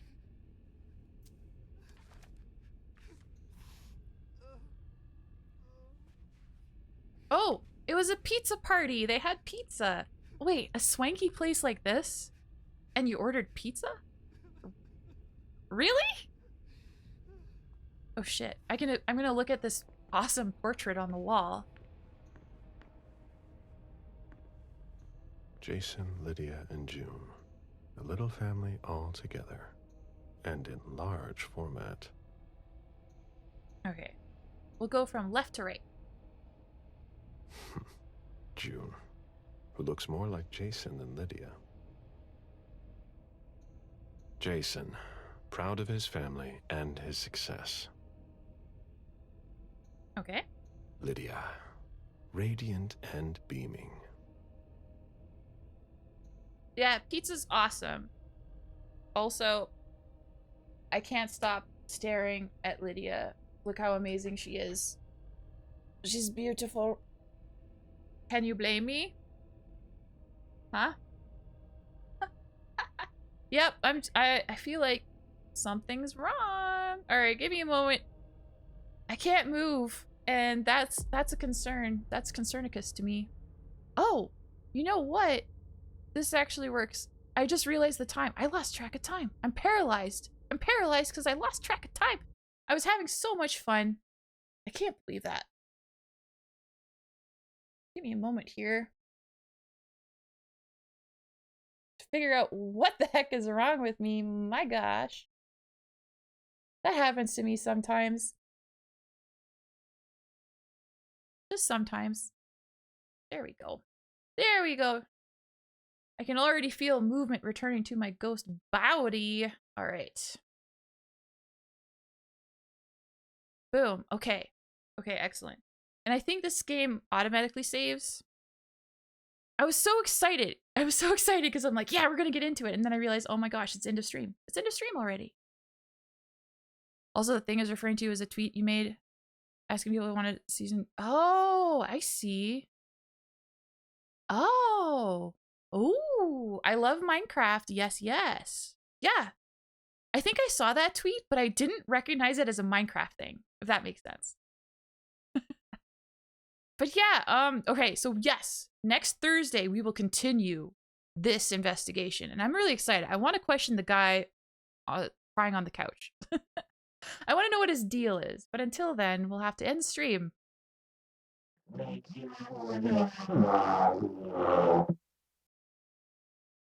thought I fixed that. Damn it. But there you go, Ranger Commander. You got another alert for following. Thanks again for following. I really do appreciate that a whole heck of a lot. Boop. Go back to normal. Yeah, send me a DM. That would be great. Greatly appreciated. I love Minecraft, so that works. So yes. before I say like my usual spiel, I gotta say a huge thank you. Thank you so much for the raids, Vera V. Like, thank you for the raid. And thank you for the raid, Spike'll Live. Thank you. It brings such a bright smile to my face. You have no idea. I really heckin' appreciate it. So yes, thank you so much. Also, thank you for the biddies tonight. Thank you for all the point redeems. Thank you for having me test out my amazing Heisenberg impersonation at the start of stream. It was a lot of fun. And I am a little terrified to hear myself back, but I will do it. I will do it.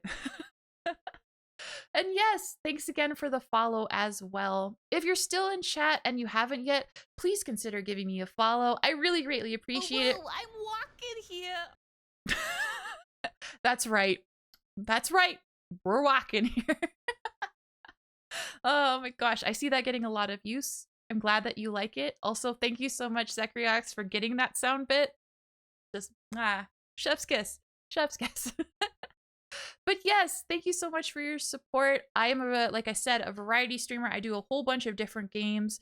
Mondays, I'm starting, or not really starting, continuing my playthrough of Deadly Premonition. I'm really excited. And if Deadly Premonition interests you in any way, I'd love to have you. It is a wonderfully bad game made by Swery. It's, yeah, it's a good time. It's a good time. And it'll be chaotic, which is my jam. I love chaos. Oh, yes. And of course, I also have a YouTube channel where I store all my VODs. So if you like, please pop over there. Give me a subscribe, like, comment, all that good stuff. That's also greatly appreciated. My normal streaming schedule is Mondays and Thursdays at 6 p.m. PST. If you'd like to keep up with my schedule, you can join my Discord or you can follow me on Twitter. Speaking of my Discord, I am planning to have another movie night. We have movie nights occasionally on Fridays. So there'll be announcements about that soon. A vote for what movie we all want to watch together and all that good stuff. For my movie nights, in addition to just a regular movie, I also like to show Racer Trash Remix, where they take a movie, they remix it with all kinds of music and make it really trippy and wild. It's a lot of fun. So if that interests you, we'd love to have you on my Discord for movie night. Oh my gosh, I hear my cat. My cat is... oh my gosh. I don't know if you could hear that, but Rummy is losing her mind. I gotta go soon. But yeah. What else? I think that's all. I think that's everything. Yes. I think that's it. Yeah. And if I have any other announcements, I will absolutely share them on my Discord and my Twitch. So yeah, please follow me there if that interests you at all. So if you don't mind sticking with me for just a moment longer, I'm going to find us a raid target and send the love on to someone else. So let's see. Who do we have? Just checking my list here. Okay. I think I'm going to raid someone who I've raided a number of times, but he's so heckin' nice. It's Sass Lambo. Sass Lambo, he is a lamb VTuber. He is heckin' cute. He always has this amazing raid video whenever I visit him. And it looks like currently Sass Lambo's playing Stream Raiders. He usually runs that during his streams. He might be doing other stuff, but we'll find out. We'll go over there. We'll say hello. So, I have raid messages.